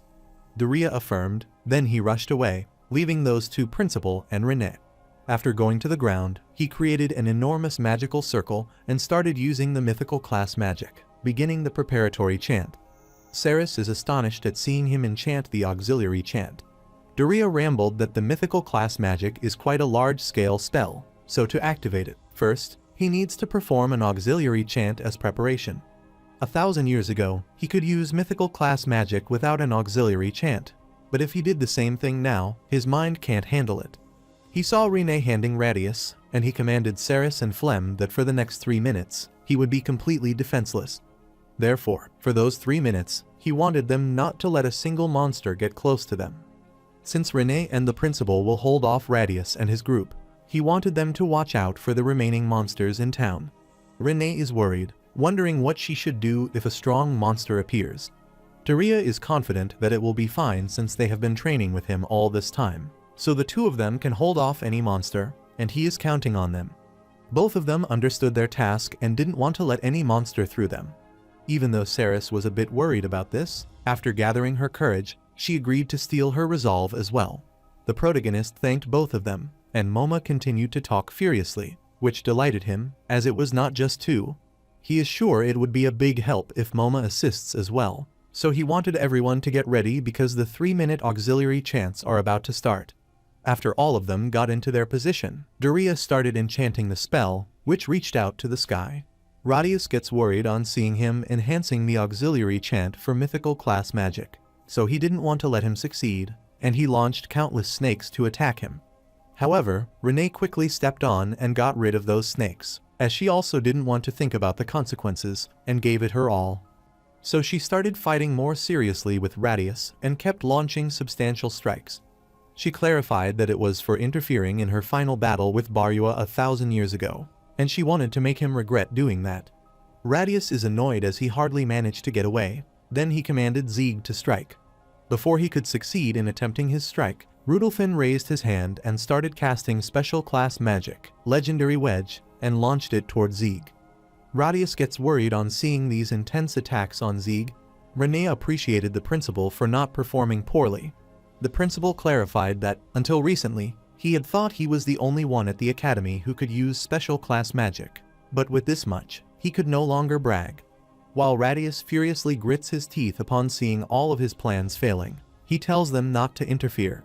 On the other hand, Flem is relieved, as they had somehow been holding them off up there. Ceres worriedly told him to look ahead, as it's a massive horde of monsters, and the second wave is coming toward them. Flem rushed forward as he certainly wanted to stop them, so he used the ultimate sword technique, Infinite Flash, and sliced many of them into pieces. While Ceres also didn't want to let them get to Daria, she flew high and summoned the Prominence Gate to get rid of some of the monsters. At the same time, Moma is also trying to distract one of the monsters. Other teachers stepped in as well, wanting to protect Westgarden at all costs, and they joined in the fight alongside them. All of them kept trying their best to hold off the monsters and Radius from meddling with the chant. After a while, Daria lifted his hand and confirmed that the auxiliary chant was complete, then thanked everyone for their support. Momentarily, several magical circles appeared around the town, and Daria told Radius that this was the end, so he used the mythical class magic Divine Horizon.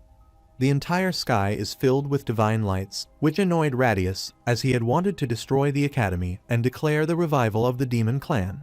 Thus, his plan was ruined. He is pissed because this rage boiling in his chest isn't quenched, and he never wanted to forget this moment.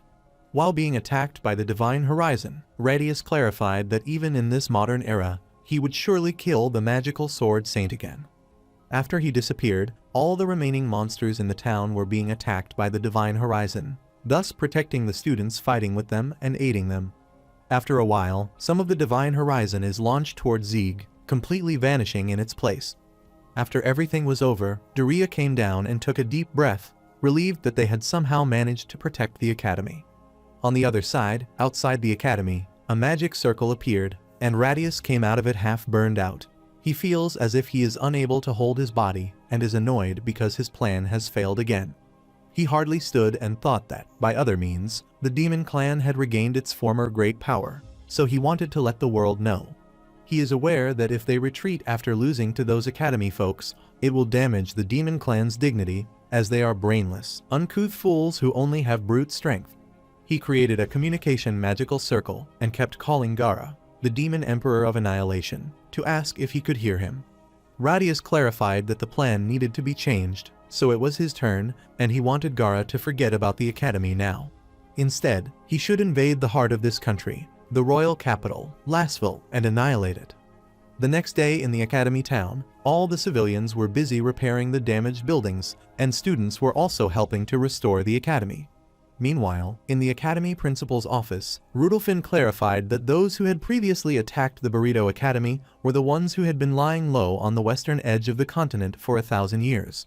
They are the demon clan, so he clarified that is his understanding and asked if he is mistaken. Daria explained that he and Rene have been aware of signs of the demon clan's revival for a while now, and the reason they went to acquire mythical class magic was to counter the demon clans. Saris is dumbfounded after hearing that, as she didn't know about this. Daria kept elucidating that the one they fought was at the top of the current demon clan and one of the 4 demon emperors, Radius, the demon emperor of cunning. He is sure that from this moment onward, even though not as powerful as the 4 demon emperors, demons with considerable strength will keep emerging from the western edge of the continent. Rudolphin gets worried after hearing this because most humans can't stand up to powerful demons. Daria affirmed that this is precisely why they need to train many humans to counter the demon clan. Rudolphin understood, and he knew that a place most suitable for this training at this time was the Daria faction that the protagonist had established, and it was conveniently perfect for this purpose. After giving it some thought, the principal inquired if that was the original purpose for creating the Daria faction, but Daria didn't provide the exact answer to them. Rudolphin heard that during the attack, aside from the teachers, only the students of the Daria faction were able to fight the monster in the academy. Among the students who witnessed their fighting prowess, many have decided to join the Daria faction. The protagonist is relieved to hear that, as it means more people will be able to fight against the demon clans. Principal Rudolphin welcomed this wholeheartedly, and is sure that even the teachers who didn't think well of the Daria faction wouldn't say anything now. However, he wanted Daria to know that it wasn't just students who witnessed the Daria faction's achievement and his mythical class magic. Among those who took shelter in these school buildings were royal nobles and executives from the Central Magic Institute and the Supreme Swordsmanship Society. The protagonist becomes worried upon hearing this, as he understands everything, but he still asks for confirmation of its meaning. The principal laughed as he told him that it was trouble, with so many matters that he disliked awaiting him. He wanted Daria to attend to the matter and return to the academy quickly. Until then, he is willing to oversee the Daria faction training. As soon as the principal finished the explanation, the royal guard barged in and announced that Daria and his party, by the royal command and order of His Majesty King Ra's royal crown, should proceed immediately to the royal capital, Lasville. Furthermore, he should report the entire account of this battle with the demon clan before the king. The guard repeats that this is a royal command, and the protagonist becomes worried upon seeing this, as he can't believe what is happening. After a while, the protagonist is taken to the royal capital, Lasville, along with his comrade. Saris looked outside the window and was delighted as she could see it now. She can finally see the royal capital of this country, the Kingdom of Roral. Daria realized that it was the Kingdom of Roral, and Saris could not believe that he was starting from there, and supposed Daria's memories were fading again. He recalled that this place had a different name 1,000 years ago, and the country he knew is now gone.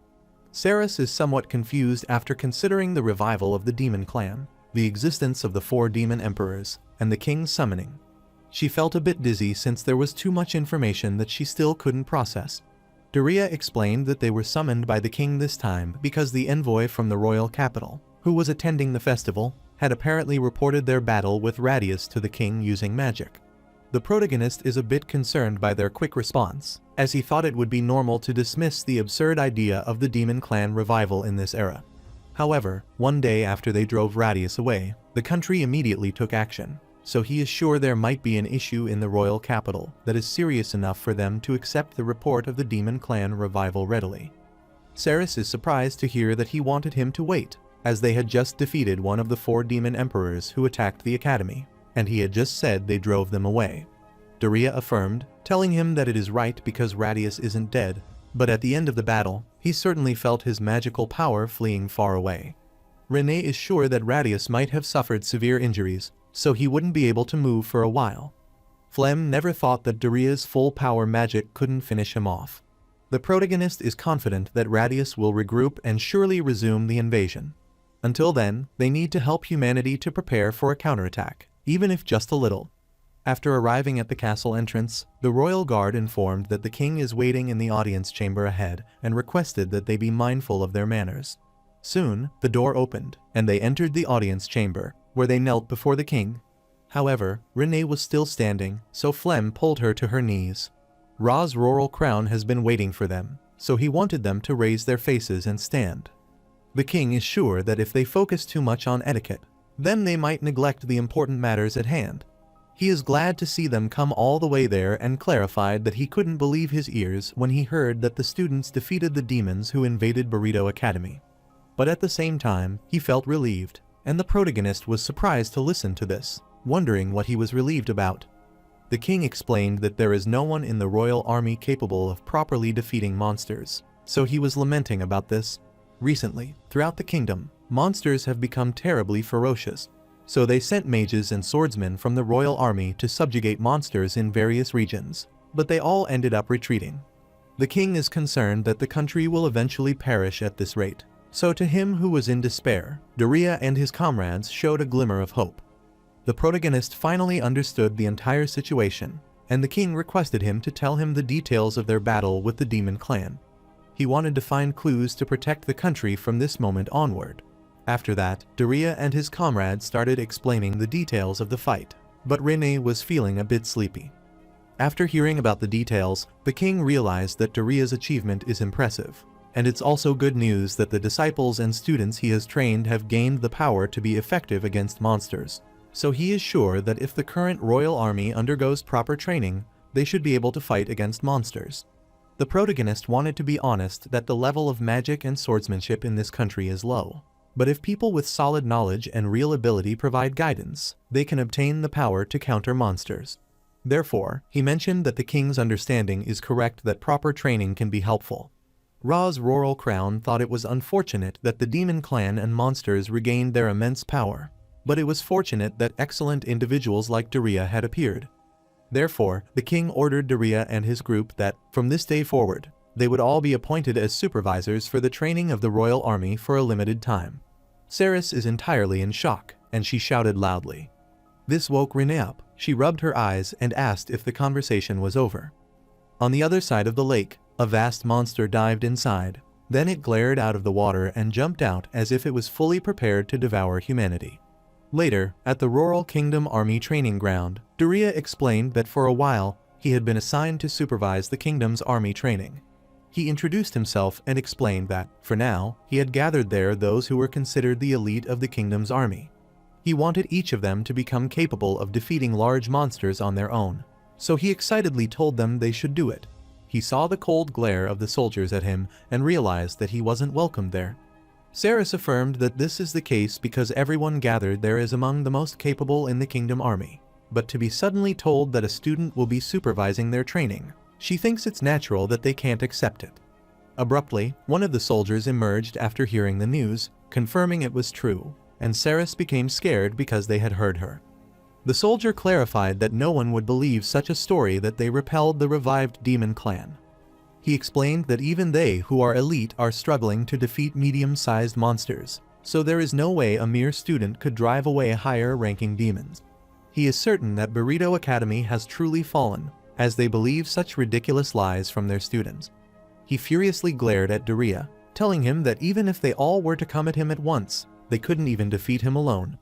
While he is talking, Renee gets infuriated, so she quickly kicks him in the face and throws him far away, stunning all the other soldiers. Ceres gets worried after seeing this, but Renee winked because for people like them, showing them their actual strength is best. Saris worriedly asked her senior what she was doing, but Renée started laughing excitedly. At the same time, one of the soldiers approached the green-haired soldier and asked if he was alright. Saris is worried that if she picks a fight like that, it will only make them further infuriated. All the soldiers started furiously staring at them and were ready to attack, which scared Saris. Flem expected this of the kingdom elite, and Daria remarked that they are all quite hot-blooded. While Saris kept asking for help, Renée decided to leave the rest to her. The soldiers were prepared to fight as they realized that Saris looked the weakest among them, and they were sure that she couldn't defeat monsters. All of them started attacking her and wanted her to admit that they were lying and go back to their academy. Saris is so scared that she decides to summon Prominence Gate, but she only says the first word, which confuses all the soldiers, who wonder what she means. But as soon as she summoned the Prominence Gate, all of the elite soldiers got scared. Saris opened her eyes, wondering what was happening, so she saw them standing in the corner, trembling and wondering why everyone was there. Daria appreciated her for doing well, as he was sure they would listen to what they had to say. He announced that day he wanted everyone to observe them defeating a large monster. Since they had already received a subjugation request from the king, Daria explained that there was a lake near the royal capital, so they were going to defeat the large monster living there, which was the lake predator. Later, they were at the lake predator habitat, and the green-haired soldier understood that they weren't ordinary students, but he couldn't fully believe the story about them repelling the demon clan. He explained that the lake predator they are targeting has lived in this area for a long time, but it was small and harmless. However, it suddenly grew enormous and came to dominate this lake recently. The kingdom's army was dispatched because they were powerless against it, so the soldier wondered if Daria could really defeat such a creature. The protagonist realized that sudden, enormous growth is also an effect of the demon's clan and the diffusion of magical power. He told the outside that there is no problem as they will defeat it quickly and prove their ability. Abruptly, the soldiers saw a shadow emerging from the lake, and they became scared because it was the lake's predator. As soon as the monster emerged from the lake, the soldiers began to run away, and the green-haired soldier started trembling with fear. Daria summoned the magic circle, telling them this level of monster is enough for him alone. He used his special class magic, Extreme Javelin, and an arrow emerged from the circle that struck the beast, and soon it was knocked down. All of them were surprised on seeing this, and Daria couldn't believe it was over in one hit when he wanted to show a bit more of a fight. The green-haired soldiers sensed some movement, so he told the protagonist to wait, and suddenly the lake predator started rising again, which shocked both of them. After pondering for a while, Daria finally realized that it might be the real deal. As soon as the monster rose again, it started breathing out enormous amounts of water to attack its target. The protagonist is concerned, seeing that movement because it means a big attack is coming. He looked behind him as he didn't want to involve anyone, so he quickly started flying and told the monster to look at him. Momentarily, the monster stared up and launched enormous water at Daria that he managed to block, but some of it struck him. He wiped his face and remarked that it's not bad, but in the present day, he needs to show the royal army how to take down a large monster, so he wanted the lake predator to be a good example of a fight. Shortly, the monster again opened its mouth and started launching the water bullets at him, but Daria evaded all of them.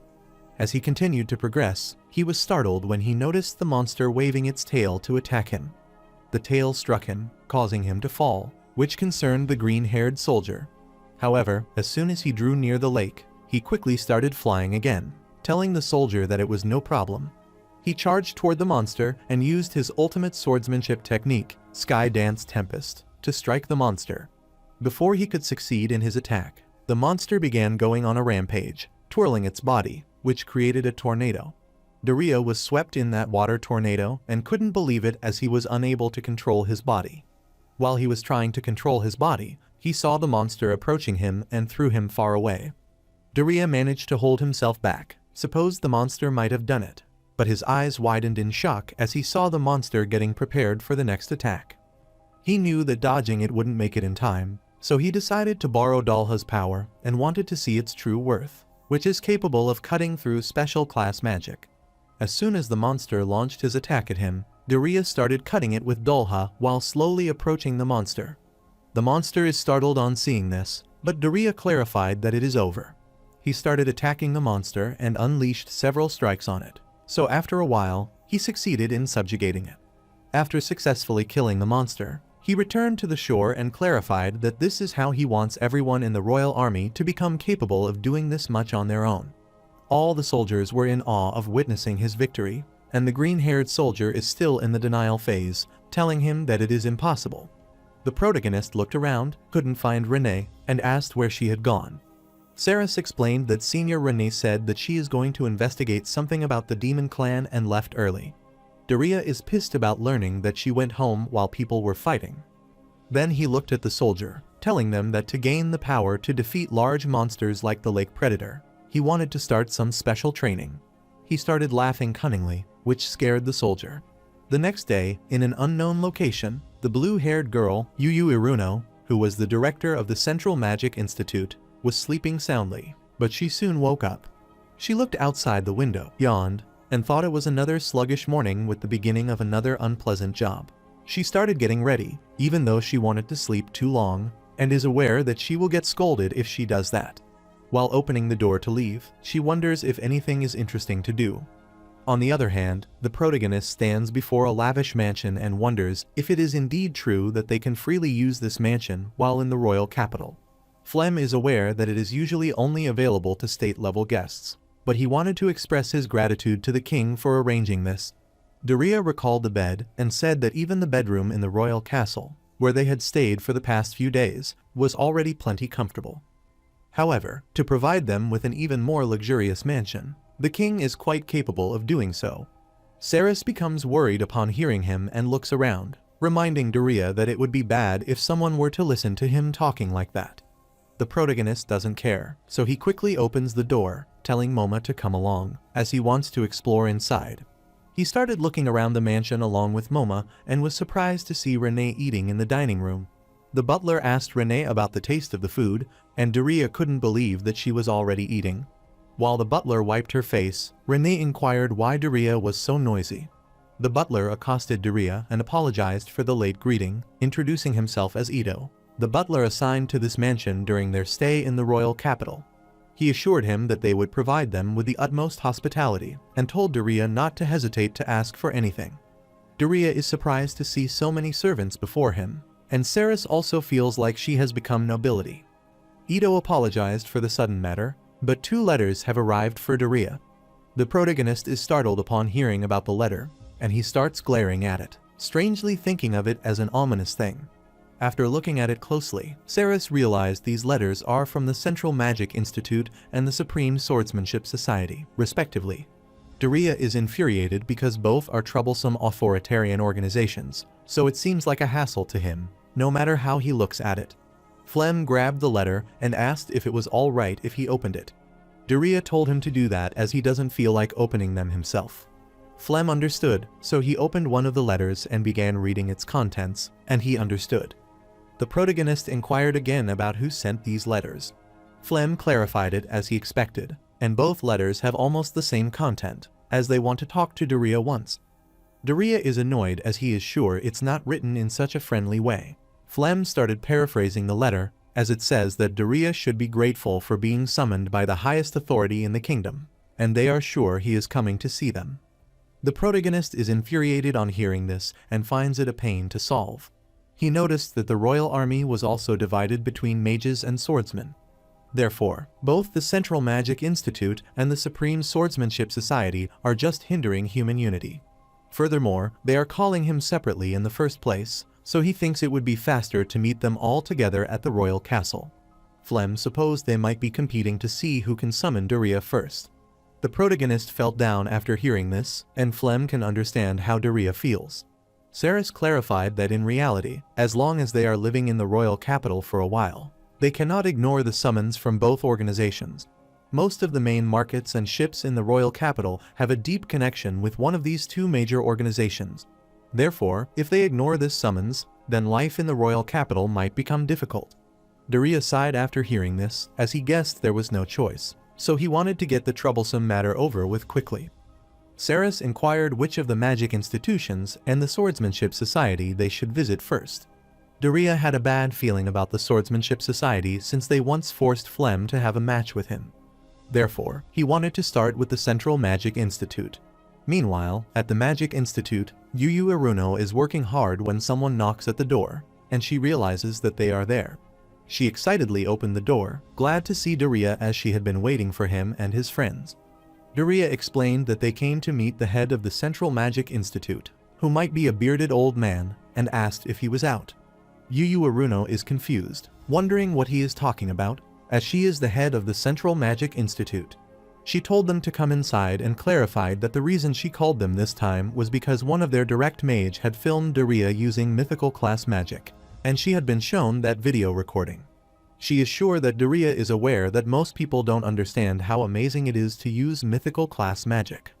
The protagonist is a bit confused, and Yu Yu Iruno uttered that even the principal of Burrito Academy, when he heard Daria had mastered mythical class magic, seemed to casually accept it, thinking he could already use special class magic.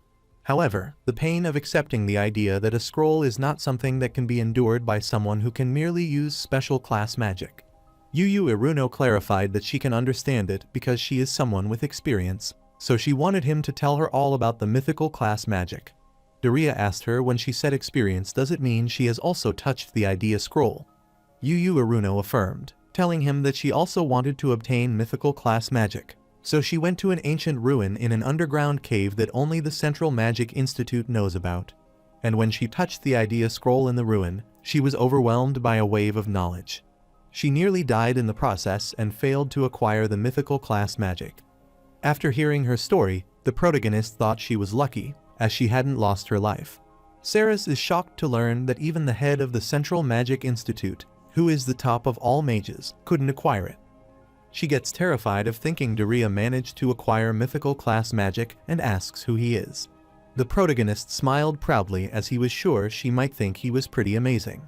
Yu Yu Iruno clarified that she didn't fail to acquire the mythical class magic, because, after becoming the head of the Magic Institute, she didn't try it. But that story was when she was still an apprentice, and she failed at that time. Daria is shocked to hear about that and cannot believe that she touched the idea scroll as an apprentice and survived. Yu Yu Iruno affirmed that it is true, and Daria found it unbelievable, as even he couldn't dare to try until he became the Magic Sword Saint, because it was too dangerous. He is sure that if she survived as a mage apprentice, then if she tries now, she can get it. Yu Yu Iruno told him that she was the love magic, since she had always been shy and didn't have any friends. But she had a talent for magic, so she always played with magic. She wanted to be able to use all the magic existing before she died, and that includes mythical class magic. That is why she wanted to ask Daria various things and try again. The protagonist understood that, and Yu Yu Iruno excitedly grabbed him as she wanted to know how many types of magic he could use in total. She also wanted to know his specialty attribute and where he learned magic. She kept moving his head and asked if he knew any other places where idea scrolls exist. Daria hardly got out of her grasp and went back, and wanted her to calm down for a moment. He remembers that she said she was shy earlier, but it seems like a lie now. Yu Yu Iruno clarified that it's not a lie because she can talk like this when it's about magic. But usually, even with people from the Magic Institute, she can't greet them properly, and she tries to get away. She is aware that she isn't suited for the position of head of the Magic Institute. After failing to acquire the mythical class magic, she was frustrated, and she only thought about growing as a mage, and then she ended up in this position. But she only thinks about magic, and she is just a magic otaku. But since she is valued for that aspect, and she is in this position, she still can't give up mythical class magic. Therefore, she wanted Daria to tell her if, in her current state, she can acquire mythical class magic. Daria realized that she was serious about acquiring that magic, so he told her not to give him her hand. She agreed, then reached out, and Daria started checking her magic power. After inspecting for a while, he opened his eyes and, as expected of the top modern mage, her magical power is sufficient. The next thing he wanted to check was how much external stimulation he could endure. He clarified that he will know if he pours his magical power into her. He started infusing his power into her body and told her to endure it as much as she could. After a while, the things around her began to float due to the magic impact, but she kept enduring it. Daria is aware that the actual pain is nothing like this, so if she can't tolerate this, he will make her give up on mythical class magic. After a while, she started feeling intense pain. but she kept holding his hand and wanted to acquire mythical magic this time at all costs. For that, she was willing to endure this pain. After hearing this, Daria smirked, released her hand, and told her that she passed. He explained that, in her current state, there is a possibility that she can acquire mythical class magic. Yu Yu Aruno is glad to hear that, and the protagonist asked her where the idea scroll is that she is going to challenge. Yu Yu Aruno clarified that it is the place she mentioned earlier, located south of the royal capital, surrounded by large rocky mountains and increasingly ferocious monsters. That is a place no one approaches now and is known as Kataru Underground Cave. After some time, the protagonist is waiting for Yu Yu in the market to go to the ruins. When he was summoned by the head of the Central Magic Institute, he thought it would be troublesome. But he never expected to be involved in acquiring mythical class magic. Furthermore, they are leaving that day since Yu Yu told him to wait a bit as she is ready at that time, but that is too sudden. But he supposes that level of enthusiasm is necessary for the institute head. After a while, Yu Yu Aruno arrived and apologized to Daria for keeping him waiting. Daria saw her acting strangely, so he wondered what was wrong. Yu Yu kept avoiding people and reminded him that she had already told him that she is shy around people. Daria is surprised to learn that she is entirely different from what she was earlier. Yu Yu clarified that earlier they had been discussing magic, which made her feel a bit more comfortable.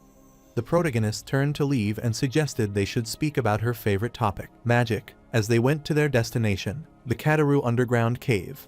Kataru Underground Cave is appropriately located in a rocky mountainous area south of the royal capital.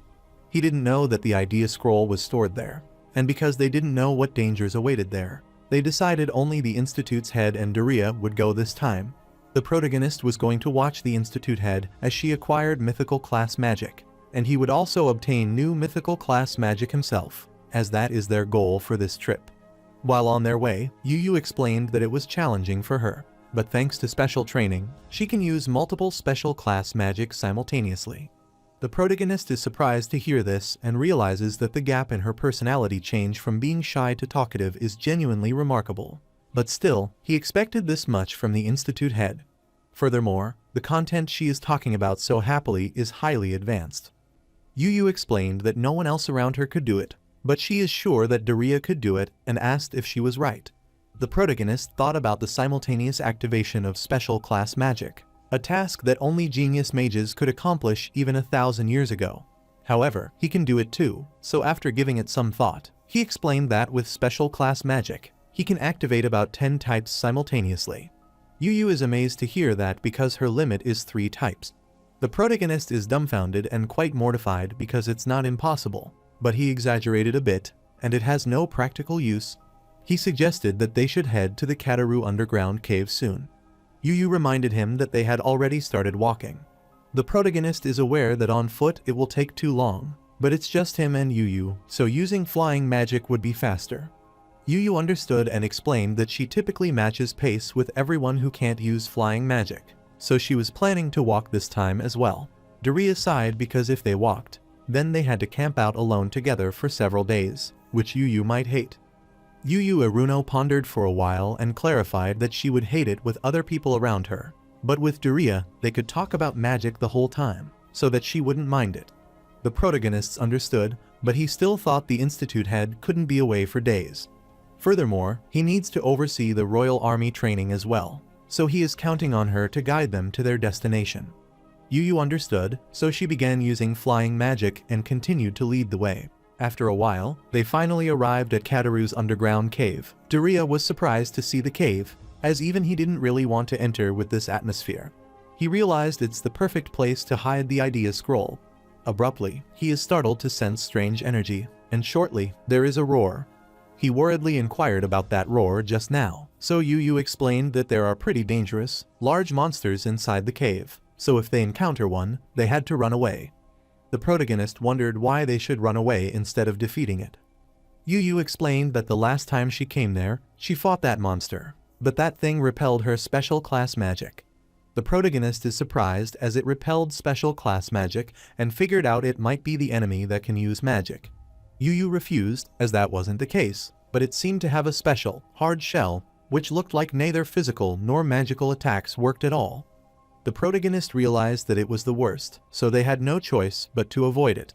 Yu told him that it's okay cause the inside of the cave is like a maze, and last time she managed to escape and reach the idea scroll. She is confident because she vaguely remembers the cave structure, so she has the feeling that they can avoid being found at all this time. After a while, they confronted the monster that had scared Yu, and Daria reminded her of what she had said. He looked at the ferocious monster and already knew what he should do, so he clarified that they should start running again. They started running away while being chased by the monster, and Yu kept screaming in fear of being caught. Abruptly, the protagonist grabbed her hand and took her to the other way, which made the beast hit its head against the wall ahead. The protagonist is glad to see that massive crash and is confident they can easily shake it off. Soon, he saw the monster in front of him again, so he realized he might be unable to avoid it. He started casting the magic, even though he had heard that it could repel special class magic. He wanted to give it a try himself, so he used special class magic, Azure Cut Down. The slash went toward the monster, but it struck with its shell and bounced back. Daria and Yu hardly managed to evade it, but after looking at the harm inflicted by it, he realized it is undoubtedly the type of enemy they shouldn't engage. He recalled that even in the era of the magic sword saint, 1,000 years ago, there were monsters that couldn't be defeated. These include monsters with immortal abilities, such as those that multiply during battle. Since even mastering magic and swordsmanship doesn't mean he can defeat every enemy, Daria is aware that retreating is essential sometimes. He started running away along with Yu again, launched a strike toward the monster, and wanted to take it. His slash broke a rock from the ceiling that hit the monster's head, but it shattered into pieces. The monster became infuriated, so it started roaring and continued attacking Daria with its horn, also trying to attack Yu. Daria cast a magic circle to stop it, and Yu started feeling dizzy as he couldn't do it anymore, as her strength was drained. The protagonist asked her how she escaped the last time she came there. Yu Iruno explained that time there was a small service just the right size for her body, so she squeezed in and waited it out. The protagonist can't believe that she squeezed in, and he gets worried as he sees the monster approaching again. He started running again while telling her that they would not be lucky enough to find a service big enough for both of them. He knew that they needed to shake it off somehow and looked at Yu, who was exhausted, so he wondered what he should do. Momentarily, he sensed the water flowing under his feet and kept following it as it continued ahead. Soon, they arrived at the cliff that led to the underground water. Yu looked down, wondering where this was, and Daria realized that the underground water was gathering in one place. However, he thought this was lucky because no matter how impenetrable its hard shell might be, falling from this height would damage its internal organs. Therefore, he is sure that the monster will instinctively avoid it. As soon as the beast tried to attack them, Daria jumped down along with Yu with the hope of seeing it later. Yu started shouting with fear as she thought they were going to die. The protagonist wondered what she was saying, as they had flying magic. In an attempt to activate flying magic, Yu kept activating Seral magic at the time. Daria told her to calm down, as she shouldn't activate unnecessary magic. He tried to cast a magic, but got worried because the flying magic was interfering with other magics, so that it wouldn't activate. He started casting another spell to absorb some impact, and soon they fell into the water. The monster looked down for a while, didn't see anyone coming out of the water, so it left. Shortly after the monster left Daria, Yu emerged from the water. The protagonist is relieved because they managed to shake it off safely, but Daria is afraid he might catch a cold. Yu apologized to him. Then she used the combination of wind and fire magic to dry him, and they continued their journey. After a while, they finally arrived at the place where the idea scroll was present, and he told Yu to try it first. He was willing to wait there so he could help her if she failed. Yu understood, so she stepped forward and thanked him for his help. As soon as she got near the idea scroll, the scroll started surrounding her, and Yu wanted to make sure to receive the knowledge from the idea scroll this time at all costs, as she tried to master all magic before she died.